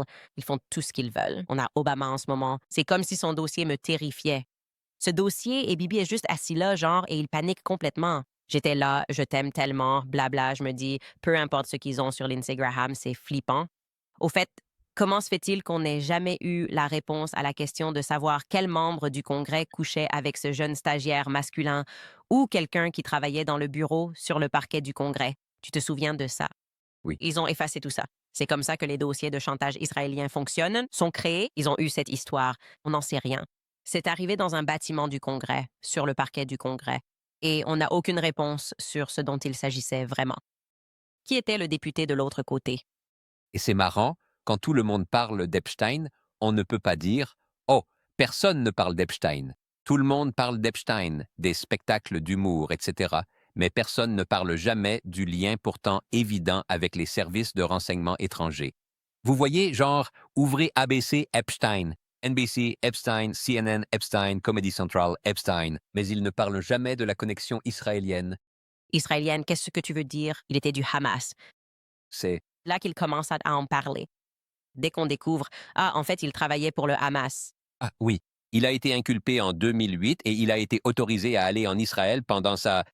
Oui, c'est ce qui va arriver ensuite. Il ira en Israël puis reviendra. D'où Barry Weiss sur CBS. Voilà, ils travaillent sur ce récit. Ils doivent trouver comment. C'est méprisable. Pour moi, Trump, c'est fini. Dès qu'il a dit quel dossier Epstein, c'était la façon la plus simple de me perdre. Parlons des enfants. Si on ne peut pas défendre les enfants, quel genre de nation sommes-nous? Si nous ignorons ces faits, sachant que des enfants sont abusés, j'ai compris. Voilà le but du jeu. C'est ce que fait la CIA. C'est ce qu'ils font. Ils font du trafic d'êtres humains. C'est dans ça qu'ils sont impliqués. Et on est tous en train de se réveiller de ce sortilège. Ils nous font nous disputer gauche contre droite. Je demande, es-tu du côté de Dieu ou de Satan? C'est choquant de voir combien sont du côté de Satan. Je dois le dire. En dehors de Dieu et de Satan, je suis quelqu'un. Je suis un parfait exemple de quelqu'un qui, le jour où j'ai obtenu la nationalité américaine, je me souviens du jour où j'ai fait mon serment d'allégeance, en 2019, en décembre 2019. Je me souviens que ce jour-là, j'étais tellement heureux, pas seulement parce que je devenais américain, mais aussi parce que la première chose qu'il te donne, en tant que nouveau citoyen américain, il te donne le formulaire pour inscrire tes informations pour le passeport. Et le deuxième formulaire qu'il te donne, c'est ton inscription sur les listes électorales. Et c'est comme, voilà, ma première chose en tant qu'Américain, parce que j'étais là avec une carte verte, légalement, pendant 5 ans. Et je ne pouvais voter qu'aux élections locales, mais pas aux élections générales. Et j'étais tellement fier. Oh, maintenant je peux voter. Cela m'a pris 4 ans. Être totalement privé de son droit de vote. Genre, il n'y a pas, Indiqué. car c'est ce que font la droite et la gauche. Ils s'entretueraient, s'égorgeraient mutuellement pour un rien. Immigration, santé, frontières ouvertes, frontières fermées, le mur, militarisation, tout. Mais toutes rivaliseront pour être la chienne préférée d'Israël. Donc, Maintenant, ça ne sert à rien. Si tu es à 50-50 sur tout et que tu es à 100% seulement sur ce point-là, c'est qu'il y a quelque chose de fondamentalement mauvais dans ce système. je suis d'accord. C'est fondamentalement mauvais ici. Je crois que tu pourrais dire que ma ligne rouge, c'était l'assassinat de Charlie Kirk. Si Charlie Kirk était tué en plein jour et que nos États étouffèrent l'affaire, un seul État aurait le pouvoir d'imposer un tel camouflage. Un seul État en est capable. Lequel est impliqué? Tout ce que tu as besoin de savoir, c'est que Israël est impliqué parce que c'est un camouflage. C'est tout. Il n'y a qu'une seule nation qui serait impliquée. Pas Bibi qui l'appelle. Tout le monde ment à ce sujet. Ils font semblant. Je veux dire, Bibi qui part en tournée de presse juste après pour dire je n'ai pas Tuer Charlie Kirk. je n'ai pas tué. Oh là là, mon pote. Nous n'avons même pas encore. Trump tweet une photo de lui embrassant le drapeau israélien. C'était flagrant. Personne ne te soupçonnait avant tes dénégations. Et- Il nous aimait. Nous ne l'avons pas tué. Et je veux juste m'adresser aux gens qui nous regardent, surtout les partisans de America First. Oubliez Israël, oubliez tout. J'en ai juste marre. Que mon argent durement gagné serve à financer le mode de vie en Israël. Vous avez l'éducation gratuite, le logement gratuit, les soins de santé gratuits. Et l'Ukraine, car c'est leur vraie origine. Ils viennent d'Ukraine. Mais en fait, je travaille pour les avantages de quelqu'un d'autre dans un autre pays. Et maintenant, on a le problème des sans-abri, on a le problème des soins de santé. Et je dis, l'Amérique n'est pas pauvre. Le problème de l'Amérique, c'est qu'elle manque de respect pour elle-même. On se fait bousculer comme si c'était une sorte d'économie BDSM où en gros on les finance, mais d'une manière ou d'une autre, c'est nous qui sommes leurs esclaves. C'est comme une dominatrice. C'est un peu du genre, tu vois, du style frappe-moi les fesses et prends mon argent, ce genre de truc. Ouais, Trump qui tire la chaise pour Bibi, c'est symbolique de tout. C'est juste que, je ne sais pas, les chrétiens évangéliques qui sont habitués à ce genre d'humiliation, qui disent que, genre, tu ne seras même pas aussi bien que ces gens-là. Mais enfin, ayez un peu de respect pour vous-même. Ça me fait juste mal. Et je dis ça à propos de J'ai immigré pour ça. eh bien, regarde même la baisse de testostérone au fil des années. C'est intentionnel. L'empoisonnement de masse des Homme, lots. Oh, c'est un fait. Est-ce que tu, je pense que maintenant, les Américains sont mous à cause d'Israël. sincèrement, nous faisons face à cela, la crise de la testostérone, comme je l'appelle. Je veux dire, à cause des choses qu'ils mettent dans notre eau, qu'ils mettent dans notre nourriture. Et avec le temps, ce que ça a provoqué, c'est qu'on a trop de garçons théâtraux qui veulent vraiment aller à Washington, D.C. parce qu'ils veulent être sur scène. Ils veulent aller dans les médias parce qu'ils veulent être sur scène. Et ça, c'est la mienne. Je sais que tu n'es pas d'accord avec ça parce que tu es plutôt à gauche. Je pense qu'aucune de ces choses n'a vraiment de sens. Mais c'est là mon principal désaccord avec la promotion du discours LGBTQ. J'y vois quelque chose de plus sournois. Ils ne veulent pas de personnes qui vont se lever et s'opposer. Ils veulent que tout le monde soit obsédé par les objets et l'achat de choses et les hommes qui se maquillent. Politique identitaire, LGBTQ+ ou non, seuls ces désirs importent. Face au viril, Marc. Ils veulent t'attaquer. Ils veulent que les gens continuent à se disputer entre eux. Mais c'est la masculinité qu'ils détestent le plus. On a besoin de l'autre. La vraie masculinité, c'est ce qu'ils détestent le plus. Le genre d'homme prêt à tout pour défendre sa famille. C'est de cela que je parle quand je dis qu'ils nous interdisent d'être des hommes. On dirait qu'ils détestent la masculinité. Sois ce que tu veux, mais pas un homme. C'est une ambiance low-T. Le taux de testostérone est très bas. C'est Tout est faux. Je sais que vous avez des questions pour lui. Nous allons faire une courte pause pour passer la parole à certains de nos sponsors, puis je répondrai à quelques-unes de ces questions. Très bien, parlons un instant du crédit parce que personne ne vous apprend vraiment comment le construire. Et si votre score de crédit est bas ou inexistant, cela peut sembler impossible à corriger. C'est là que Kickoff entre en jeu. Kickoff est conçu pour vous aider à construire votre crédit de manière sûre et simple, sans vous endetter ni vous soucier de règles compliquées. Les utilisateurs ayant un score de crédit inférieur à 600 ont vu leur score augmenter en moyenne de 25 points dès le premier mois grâce à des paiements ponctuels. Avec des formules transparentes et abordables à partir de seulement 5 par mois, sans frais cachés et sans intérêt, Kickoff vous aide à marquer des points en matière de crédit. C'est simple. Vous effectuez des paiements à temps. Les agences notent votre sérieux et votre score grimpe vite. Avec un forfait premium ou ultime, déclarer votre loyer bâtit votre crédit. Seuls vos loyers payés à temps sont déclarés pour booster votre crédit. Inscription mobile rapide, sans enquête de crédit, frais ni intérêts. Bâtissez votre crédit avec Kickoff maintenant et profitez d'un premier mois à 1 $. C'est 80 de réduction sur le prix habituel lorsque vous allez sur getkickoff.com. /Candace aujourd'hui. C'est Kickoff sans le C. Alors rendez-vous sur getkickoff.com /Candace. Vous devez vous inscrire via getkickoff.com /Candace pour activer l'offre. Premier mois offert aux nouveaux clients Kickoff. Sujet à approbation et modification. Impact annuel moyen plus 84 points. Score 3.0. Lancement prévu de janvier 2023 à janvier 2024. Les titulaires de crédit au score initial sous 600 ayant payé à temps sans retard ni recouvrement ajoutés à leur profil. Les retards de paiement peuvent avoir un impact négatif sur votre cote de crédit. Les résultats individuels peuvent varier. Pure Talk offre appels, textos illimités et beaucoup de données pour seulement 25 $ par mois.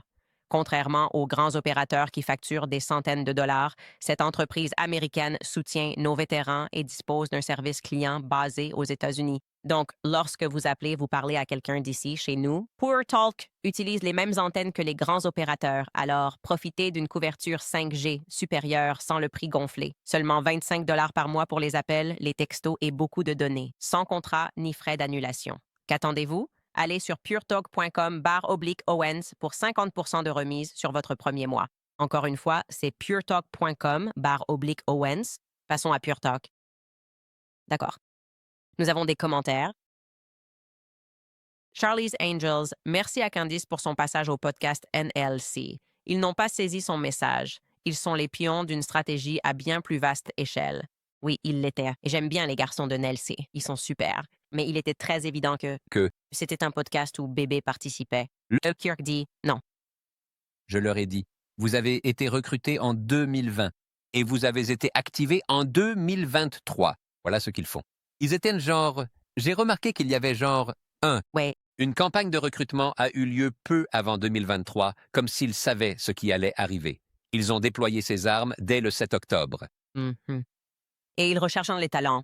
Comme je l'ai dit, tu vas bientôt réussir. J'ai créé ma chaîne YouTube toute seule. Et s'ils pensent, oh, cette personne a du potentiel, ils vous font embaucher. Ils font semblant d'être leurs amis. Nous allons vous aider. Laissez-moi vous guider. En ignorant leurs attentes, vous réalisez soudain que c'est un gang. C'est un vrai gang de voyous. Je sais que je manque de talent car personne ne m'a contacté. Aucun contact? Condamné. Je suis vraiment désolée. Je crois que c'était... Le passeport 911. Je suppose que vous êtes l'antisémite de l'année. Cette personne écrit aussi quelque chose d'important. Walter Mitty Hunter dit « Regardez le taux de suicide des soldats de Tsahal qui se donnent la mort après avoir combattu à Gaza, alors même qu'ils sont coupables d'un nouvel holocauste. Le taux de suicide était très élevé. C'est exact, car ils ont probablement compris que vous êtes un humain. Et quand on tue des enfants, on doit, en quelque sorte, vivre avec ça pour le reste de sa vie, en sachant et en entendant ces cris et en comprenant ce qu'on vous a ordonné de faire. Vous avez été endoctriné, vous l'avez fait, mais ensuite il y a les conséquences. Oui, et vous rejoignez Breaking the Silence, qui est comme le groupe des soldats de Tsahal. Ils ont un mouvement qui s'appelle Breaking the Silence d'anciens soldats de Tsahal qui parlent des atrocités qu'ils ont commises. Et maintenant, ils arrivent et demandent « Qu'est-ce qui se passe ?» dans les coulisses de leurs opérations à Gaza et en Cisjordanie. Et ça dure depuis des années. Ouah, j'aimerais voir ça. En fait, on appelle ça briser le silence. Intéressant. Oui, tu devrais te renseigner. Amamoussa écrit « Ward Boston, avocat de la marine, a enquêté sur l'USS Liberty. Avant de mourir, il a déclaré au San Diego Union Tribune que l'enquête était un camouflage d'une attaque délibérée. Je veux dire, c'est l'attaque délibérée la plus évidente. Et c'est intéressant parce que le New York Times m'a contacté. Ils préparent un gros article dessus parce qu'ils se rendent compte que ce sujet compte soudainement. Et ils essayaient un peu de tirer ça au clair et sont tombés sur ma vidéo avec Phil Turney parce qu'elle a fait environ 7 millions de vues. Et on se demande qu'est-ce qui vous a poussé à faire ça et pourquoi. C'est désormais un test décisif pour la droite. Tant mieux, j'en suis ravie car la situation actuelle est absurde. On ignorait que c'était arrivé. Et parce que la génération Z et nous tous, les milléniaux, nous nous réveillons en nous disant si le gouvernement massacrait volontairement ses propres militaires puis étouffait l'affaire, alors nous vivons toujours dans ce système. Cela signifie que ces personnes sont toujours au pouvoir tant que vous n'admettez pas que l'affaire du Liberty était délibérée.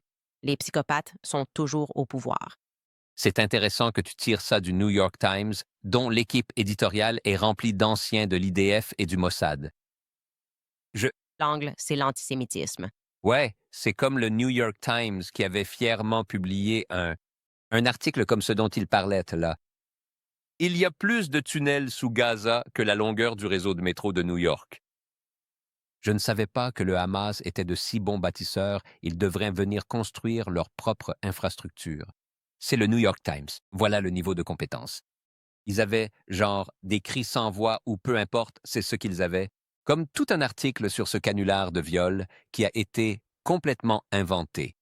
Il y avait des Israéliens qui étaient mentionnés dans l'article, disait-on, mais ça n'est pas arrivé. Ce n'est pas ce qu'on nous a dit, c'est juste Oui, ils ont menti sur le viol, c'est fou.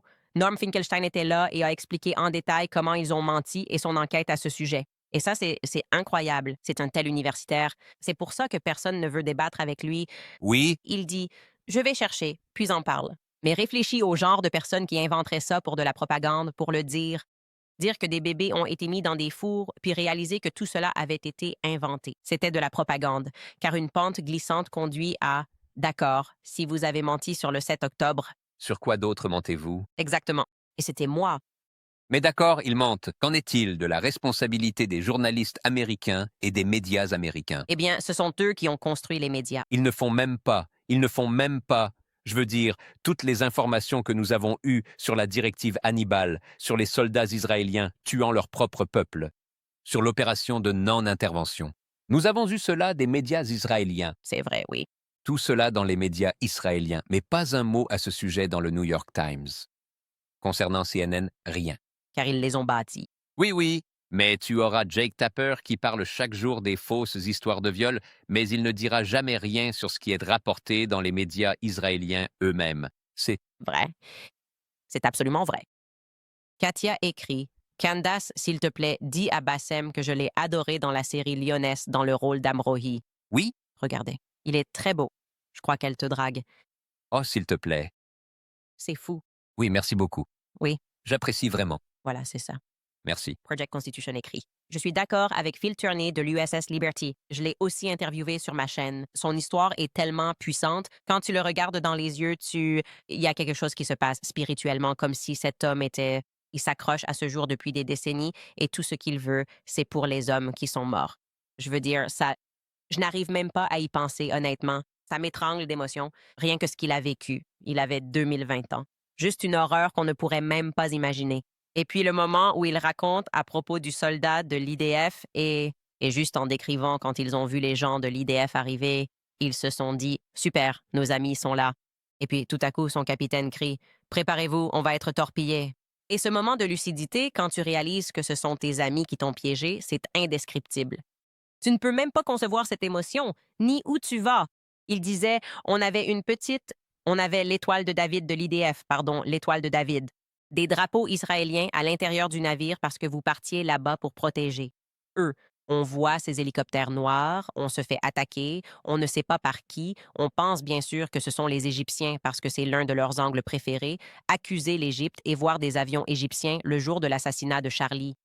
Ouais, on nous accuse de tout, et eux récoltent tout le mérite pour avoir construit les pyramides. C'est quoi ce délire? Donc, on se fait attaquer par des nations arabes.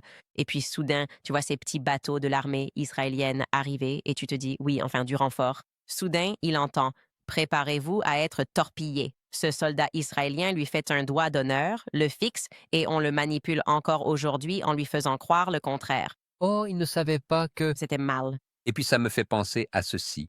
L'un des grands arguments concernant Israël en tant qu'allié, parce que je leur ai demandé, pourquoi sont-ils nos alliés? Où sont-ils des alliés? Pourquoi? Pourquoi dépensons-nous autant? Oh, on dépense autant d'argent pour le renseignement? Oui, ils nous font chanter. Donc, mais pour le renseignement? Mais d'accord, donc, le point de vue est qu'Israël est un super allié parce qu'ils nous donneront tellement d'informations pour protéger nos dirigeants, nos troupes. En 1982, le très célèbre attentat contre l'ambassade américaine, le corps des Marines américains, 250. Était-ce 250 Américains tués ou 50? Je ne me souviens plus. C'est l'une des plus grandes pertes pour les troupes américaines en 1982 au Liban. Et il y a un livre écrit par un agent du Mossad nommé Victor Ostrovsky. Il s'appelle By Way of Deception. Dans ce livre, il dit que les Israéliens, le Mossad, savaient très bien pour l'attentat, quand il allait avoir lieu, la camionnette Mercedes-Benz bleue qui allait être utilisée dans l'attaque et qu'ils ont retenu l'information des troupes américaines en disant en gros qu'ils se débrouillent. Oui, bien sûr. C'est n'importe quoi. Et ce livre, By Way of Deception, a été le seul livre dans l'histoire de la littérature américaine à faire l'objet d'une interdiction de publication pendant 24 heures. Ils ont réussi à bloquer la sortie de ce livre pendant 24 heures. C'était la première et la dernière interdiction de ce genre pour un livre américain aux États-Unis. Et c'était en 1992. Il y a aussi Hollywood Babylone, avec raison. Ils l'ont modifié. Obsédés par l'édition, posséder votre livre leur permet d'en changer le contenu à votre mort. Victor Atrovsky a aussi filmé comment Jeffrey Epstein travaillait pour eux. Et Aucune preuve que Jeffrey Epstein était lié, sauf l'agent du Mossad qui a affirmé travailler pour eux, et l'autre agent du Mossad aussi qui est venu dire qu'il travaillait pour le Mossad, mais il n'y a aucune preuve. J'adore quand ils disent simplement qu'il n'y a aucune preuve, c'est l'un de mes mensonges préférés, il n'y a aucune preuve. improuvable. Ce n'est pas parce que vous répétez qu'il n'y a aucune preuve que cela devient vrai. Mais ils croient qu'à force de répéter la même chose encore et encore, cela finira par devenir la vérité. Ils crient des mensonges jusqu'à ce qu'ils deviennent la vérité. Il n'y a aucune preuve. Il n'y a aucune preuve. Il n'y a aucune preuve. Aucune preuve. Il n'y a aucune preuve. Ça n'est pas arrivé. Aucune preuve. Ça n'est pas arrivé. Pas arrivé. Ça n'est... Pas arrivé. Zéro preuve. C'est un mensonge. C'est fou. Tu es... Tu inventes tout ça. Tu nous détestes. En réalité, il y a une quantité écrasante de preuves. Mais pour eux, la notion de preuve, c'est quand ils sont prêts à l'admettre. Pour eux, une preuve est une suggestion, comme nous voyons les feux de circulation. Juste des suggestions. Nat Boa remercie pour ce live sur la justice et puissance divine. La justice triomphe toujours. Blagliano, merci pour votre courage. Que Dieu vous bénisse. Sésame, bonjour, de Suisse. Je suis prêt à accepter Jésus-Christ dès maintenant. Je ressens toutes ces croix et toutes ces choses. J'ai l'impression d'être prêt à accueillir Jésus dans mon cœur. C'est En train de marcher. Not My Place écrit Quand allez-vous inviter le très public, célèbre et influent DJ palestinien DJ Khaled? Ainsi, il aurait la plateforme et l'opportunité de s'exprimer au nom du peuple de la nation dont il est originaire. J'ai une véritable obsession pour les DJ. Je ne pense pas que DJ Khaled soit la personne idéale pour parler de... Vol, le peuple palestinien. Il n'a même pas parlé. Quel genre de Palestinien est-il? Ce genre de Palestinien préfère largement ses Nike à son propre peuple. Tu devrais t'intéresser à d'autres DJ. J'ai traité ce sujet. Beaucoup d'entre eux le sont, vous savez, les agents de Matrix.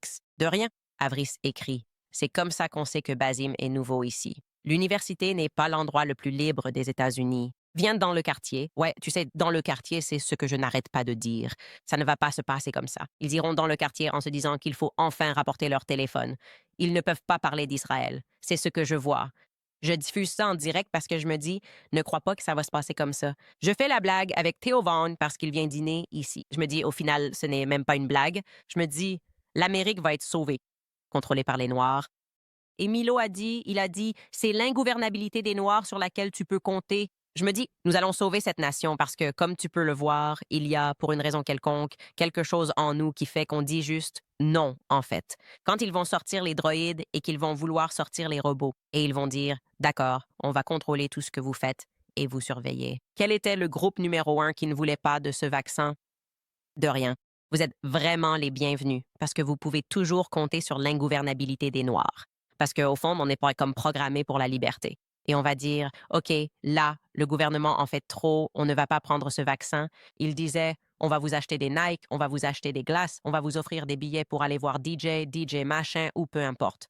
Et l'Amérique noire était là. Non, on ne va pas faire ça. Eh bien, tu sais, les Égyptiens étaient pratiquement africains. Ouais, d'accord, oui, exactement. Donc, On sera avec toi. ce que je... Dis, emmène-nous avec toi. Oui, tu peux compter là-dessus. Et c'est, je pense, ce que a fini par rendre Daily Wire fou. C'était comme quand il disait « Oh, fais juste ce truc ». Et moi, j'étais là. C'est immoral. Je ne vais pas faire ça. Je refuse absolument d'être gouverné alors que nous avons un contrat. Je ne vais pas accepter qu'on dise qu'il est acceptable de massacrer des enfants. Je me fiche de l'argent. Je me fiche des contrats. À un certain point, il s'agit d'opposer le bien au mal. Avant l'émission, vous m'avez parlé de votre dernier épisode dans The Daily Wire. Oui, je crois que c'était ma toute dernière Ce n'était ni le dernier ni l'avant-dernier. Rabbi Barclay. C'était vraiment rétrospectivement. Ça les a brisés. Ils t'ont dit que tu devais partir, mais il n'a pas amené quelqu'un de pro-palestinien. Tu as invité genre un Israélien ou un rabbin juif pro-israélien qui te racontait tout ça. Tu l'as juste laissé parler. Tu n'es pas intervenu. Tellement poli. Et ça a suffi pour qu'ils te mettent dehors. Rabbi Barclay reste l'une de mes interviews préférées. Je crois qu'elle existe encore quelque part sur Rumble. Il était tellement brillamment suprémaciste juif. Genre, ils ne s'en rendaient même pas compte. Ils ne savent même pas ce qu'ils disent. Ils sont tellement sûrs de ce qu'ils disent. Et ils sont là, genre, laissez-moi vous expliquer pourquoi. En fait, c'est parfaitement normal que des Juifs tuent des gens, et pourquoi c'est toujours mal si quelqu'un d'autre dit quoi que ce soit ou insulte une personne juive. Pourquoi les mots de Kanye West font bien plus de mal que les bombes de Bibi Netanyahou. Et moi, j'étais juste assis là à le suivre, en mode, OK, puis-je avoir une définition de l'antisémitisme? Et il a dit, peu importe ce qu'on veut, il a littéralement dit, c'est une haine qui mute. Il ne peut pas y avoir de définition. C'est comme, peu importe ce qu'on dira demain, et j'étais là, genre, est-ce que je comprends bien? Et je l'ai juste laissé parler, et c'était un désastre. Votez dans les commentaires si vous voulez voir Candice faire un épisode sur, genre, les coulisses de cet épisode, parce que j'adorerais voir ça. C'était fantastique. Je maintiens qu'il sera toujours le bienvenu. J'ai vraiment apprécié. J'étais sur des montagnes russes émotionnelles. J'essayais juste de suivre. Fais-le participer. Et puis j'ai réalisé, oh, j'ai compris, c'est la suprématie. Attendez un instant. Vous pourriez probablement. Amenez-le. Pensez-vous qu'il viendra si vous l'invitiez à cette émission? Il viendrait. Et tu sais quoi? Il m'a dit, je peux t'aider. Il m'a proposé une projection privée du 7 octobre. Ils allaient m'apporter l'ordinateur portable pour que je voie ce que les Palestiniens, ce que le Hamas a fait. Et alors je comprendrais, Pourquoi? le racisme est acceptable tant que, Fait par des sionistes, on n'a jamais vu cette projection. pourquoi ne pas le montrer au public? Depuis 2 ans. J'adorais ça. Et donc, en fait, il y a des choses qu'on ne peut pas montrer. On n'a pas pu tout montrer. Montrer tout. D'accord. Il y a quelque chose dans le fait de tout montrer. Vous savez, les gens parlaient du fait que des soldats de Tsahal se filment eux-mêmes comme en train de porter de la lingerie féminine et de jouer avec les jouets des enfants qu'ils viennent de tuer. Dans n'importe quelle armée du monde, il y a de la discipline.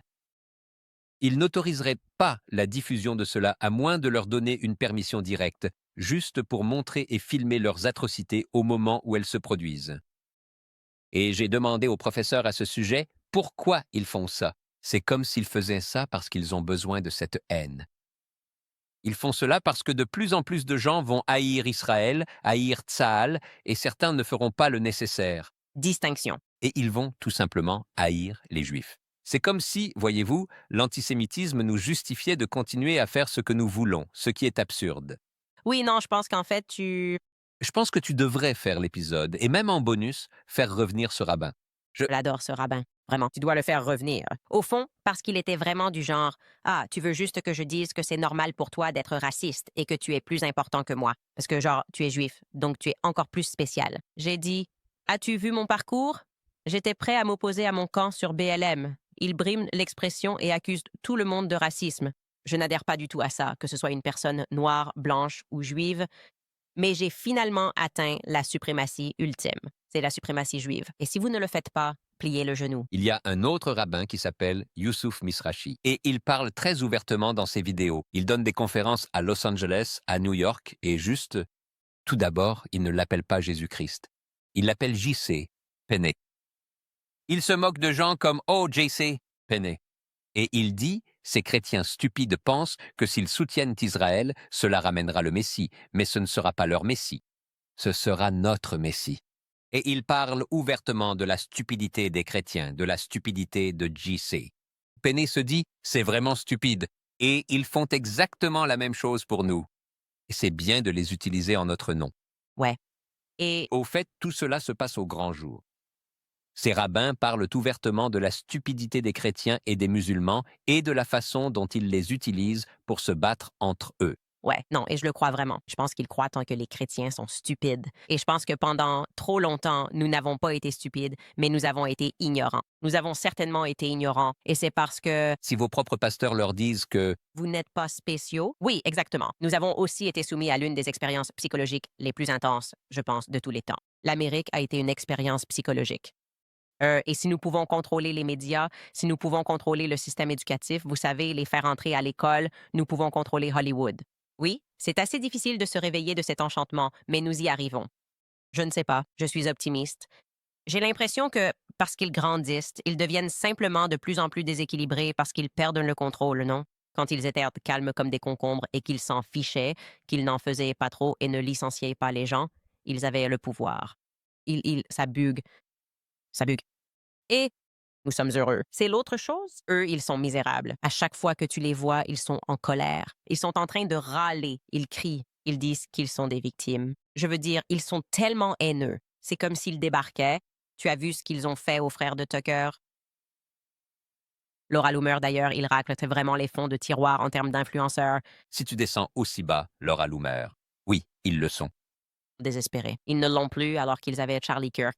Maintenant, Charlie Kirk. Je conteste toujours leur désespoir. Ils sont, Seuls? s'ils sont prêts à tout, ils achètent tout. Je veux dire, ils sont désespérés, mais ils ont beaucoup d'argent. Oui, mais les gens... Disent- Non. Si vous avez Larry Ellison, c'est comme vous retirez TikTok, votre scène et une chaîne HBO. Et tout comme ils vous donnent tout, ils sont justes, ils sont en colère et ils ont tout cet argent. Ce qui les met en colère, c'est qu'ils ont tout l'argent qu'ils achètent et qu'ils n'ont toujours aucune influence. Les chiffres n'augmentent pas en direction d'Israël. C'est ce qui les met en colère. C'est comme si je disais Waouh, je suis milliardaire et j'ai acheté TikTok. Pourquoi les utilisateurs de TikTok ne disent-ils pas qu'ils aiment Israël? C'est ce qui les rend fous. Mais tu penses que ça compte? Je pense que oui. Mais si tu as autant d'argent pour faire en sorte que le plus grand pays du monde dirige simplement ses armes vers n'importe quel pays qu'il veut, peut-être qu'ils te disent qu'ils sont tristes que tu ne sois pas de leur côté, mais peut-être qu'en fait, ils s'en fichent. Ah, ils s'en soucient. Ils s'en soucient. Je pense que c'est assez évident. Et sois optimiste. Je te le dis. Je pense qu'on va gagner. Mais je suis humoriste. J'ai besoin d'être pessimiste. En fait, c'est bon pour mon humour. Ouais, c'est vrai. C'est bien. Pas possible d'aider avec humour. Je- Je dois te donner du désespoir et en rire. Ouais. Ouais. Non, mais on a quand même besoin des humoristes. Je te le dis, genre, Tim Dillon, je pique tout le temps son contenu. Un jour, il va m'envoyer une lettre de mise en demeure. Êtes-vous toujours du côté de Trump? Non. Non. Epstein, Non, non, non. Genre, donc, c'est tout. C'était comme un adieu. Je veux dire, oui, je ne fais pas de demi-mesure en matière de défense des pédophiles. Au revoir. comment vous définir? Car je suis privé de mes droits civiques.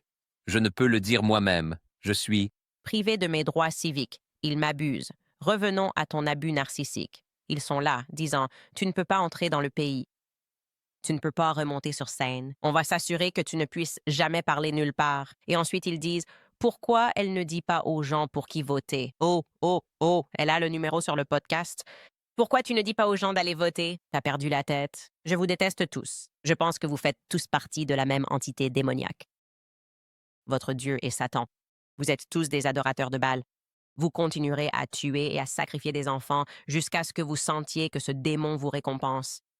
Et je m'oppose à vous. Oh mon Dieu, Candace. Tu es intense. Oui, c'est ce que je ressens à leur sujet. Tu es intense. Ils sont sataniques, à droite comme à gauche, en haut. Je ne peux pas le répéter parce que... C'est dû à l'engagement de ces gens envers Satan, car ils ont engagé des satanistes pour des opérations psychologiques dans l'armée, comme nous l'avons vu avec Michael Aquino. C'est un sataniste? Le temple de Seth se trouvait littéralement à Fort Huachuca. Sataniste comme lui, il a fondé son temple de Seth. C'est pourquoi ils l'ont engagé. Voici les critères requis. Écoute mon podcast. C'est curieux. J'écoute. Ton podcast, je le fais. Je ne dis pas que...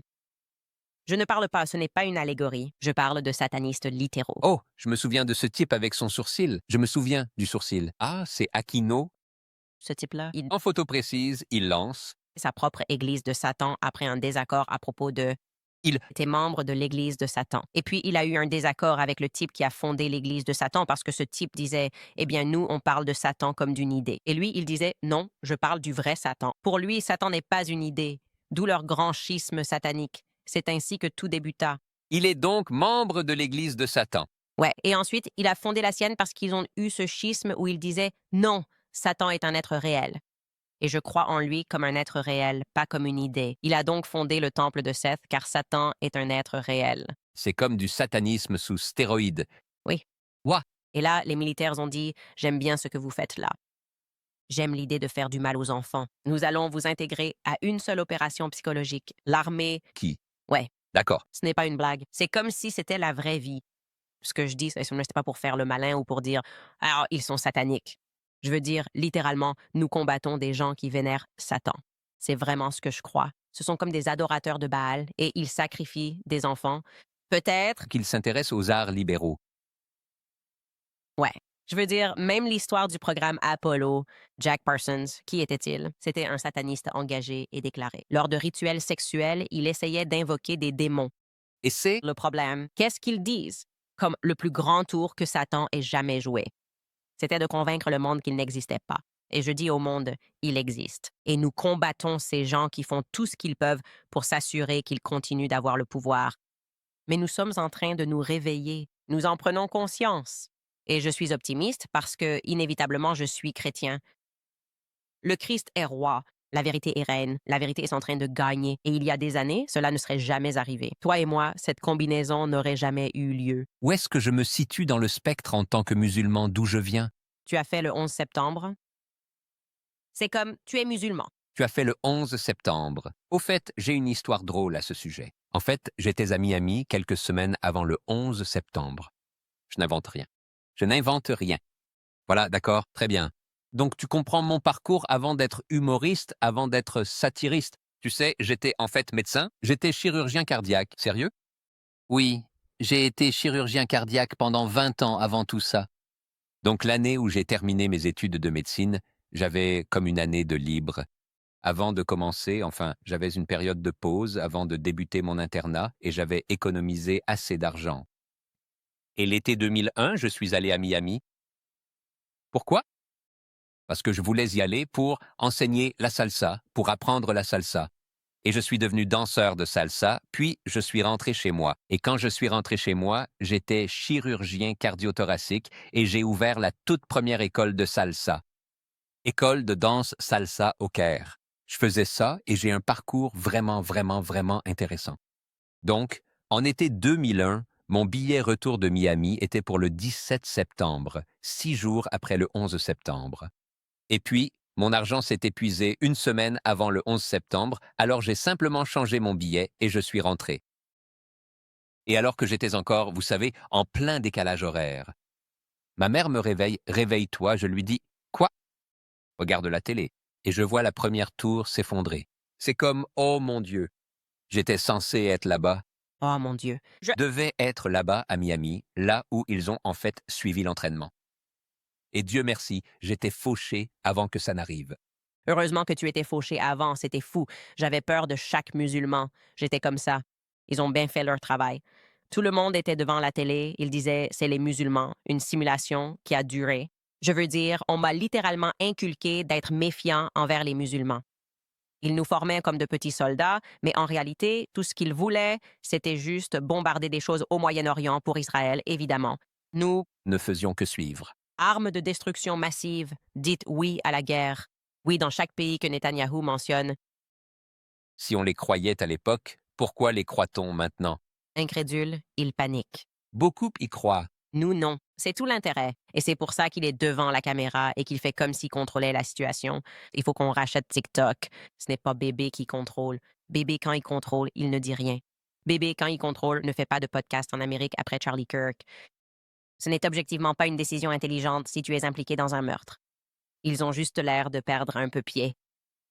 Et je crois vraiment qu'on va découvrir qui a tué Charlie Kirk. Je crois qu'Israël était impliqué. Et je compte bien découvrir qui a tué Charlie Kirk. Keith Morgan n'a pas aimé mes propos. C'est comme si vous répandiez des théories du complot. Je suis... Marre du complot. C'est comme dire arrêtez tout. Une théorie du complot désigne désormais tout ce qui n'est pas répété. 24/7, Barry Weiss n'a pas dit cela. Barry Weiss. C'est un journaliste tellement formidable.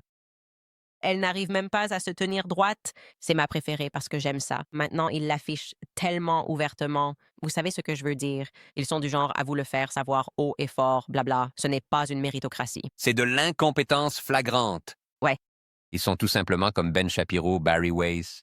Ils auraient pu choisir, par exemple, un sioniste juif intelligent et continuer à entretenir l'illusion que, peut-être, c'est une méritocratie. C'est un type brillant, pourtant ils prennent Barry Weiss. C'est genre la personne la moins impressionnante et ils l'ont mise là. Et donc, chaque jour, les employés travailleurs qui, probablement, ont obtenu leur diplôme avec les plus grands honneurs dans leurs écoles. Ils doivent la regarder entrer et faire semblant qu'elle mérite d'être là et qu'elle est une personne sérieuse.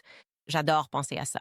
Genre, elle passe devant ses bureaux tous les jours pour aller dans son grand bureau et elle n'a aucune honte. Elle est juste complètement sans gêne. Elle est là, j'ai le droit d'être ici. Elle contrôle Paramount Plus, qui a Linus, où j'ai une scène géniale. Je craignais donc d'être renvoyé. Ouais. Ils sont Vont me retirer de... juste là. Ils vont effacer? Elle est si brillante. Elle est brillante. Avant de partir, où peut-on vous soutenir? En tournée? Je fais la visite Le ventre de la bête. Le ventre de la bête, Le ventre de la bête. qui parle essentiellement de mon expérience en tant qu'immigré, de mon arrivée et de la découverte que je suis citoyen de l'Empire. C'est un sentiment très nouveau et excitant, comme faire partie de tout ça. Ce qui est en fait aussi ton histoire. Tu étais dans le ventre de la bête au Daily Wire C'est vrai. et tu en es sorti. J'étais dehors et je suis entré. Donc on a genre, c'est un peu comme un clin d'œil. Ouais, on a juste... Échanger. Oui, en fait, je vais vraiment commencer la tournée après le Ramadan, le jour de mon anniversaire, le 21 mars. Donc le 20, je serai à Portland, le 21 à Seattle. Et je vais aller à Philadelphie, DC, Houston, Atlanta. Attends, le 20, tu seras où? Le 20 à Portland, le 21 à Seattle. D'accord, Donc ce sont mes deux premiers. arrête. Mais où peuvent-ils acheter des billets? Bassimus.xyz, pas .com, c'est XYZ, car X. Allez acheter des billets. Allez le voir. Je veux dire, regardez-le vraiment en entier chez Pierce Morgan. Je pense vraiment que ça doit être la vidéo la plus vue que Pierce Morgan ait jamais eue. Ce truc est devenu complètement viral. Ça a réveillé beaucoup de gens, moi aussi. Donc, pour ceux voulant me poursuivre cette année, poursuivez-le lui plutôt. C'est sans doute plus simple. Venez à mon spectacle. Puis poursuivez-moi. Tout le monde dit Oh, Candace est folle, elle a besoin. As-tu envisagé de t'en prendre à lui? C'est à cause de lui que j'ai tout fait. Personne ne s'en est pris à lui. C'est un peu ridicule que j'ai gagné le sim de l'année alors que tout était de sa faute. Annulé. Je l'ai fait venir ici pour dire que je n'ai rien fait. Je suis une victime. Et si vous voulez poursuivre quelqu'un, ça devrait être Basim. Oui, Merci beaucoup à tous de nous avoir rejoints. merci à vous.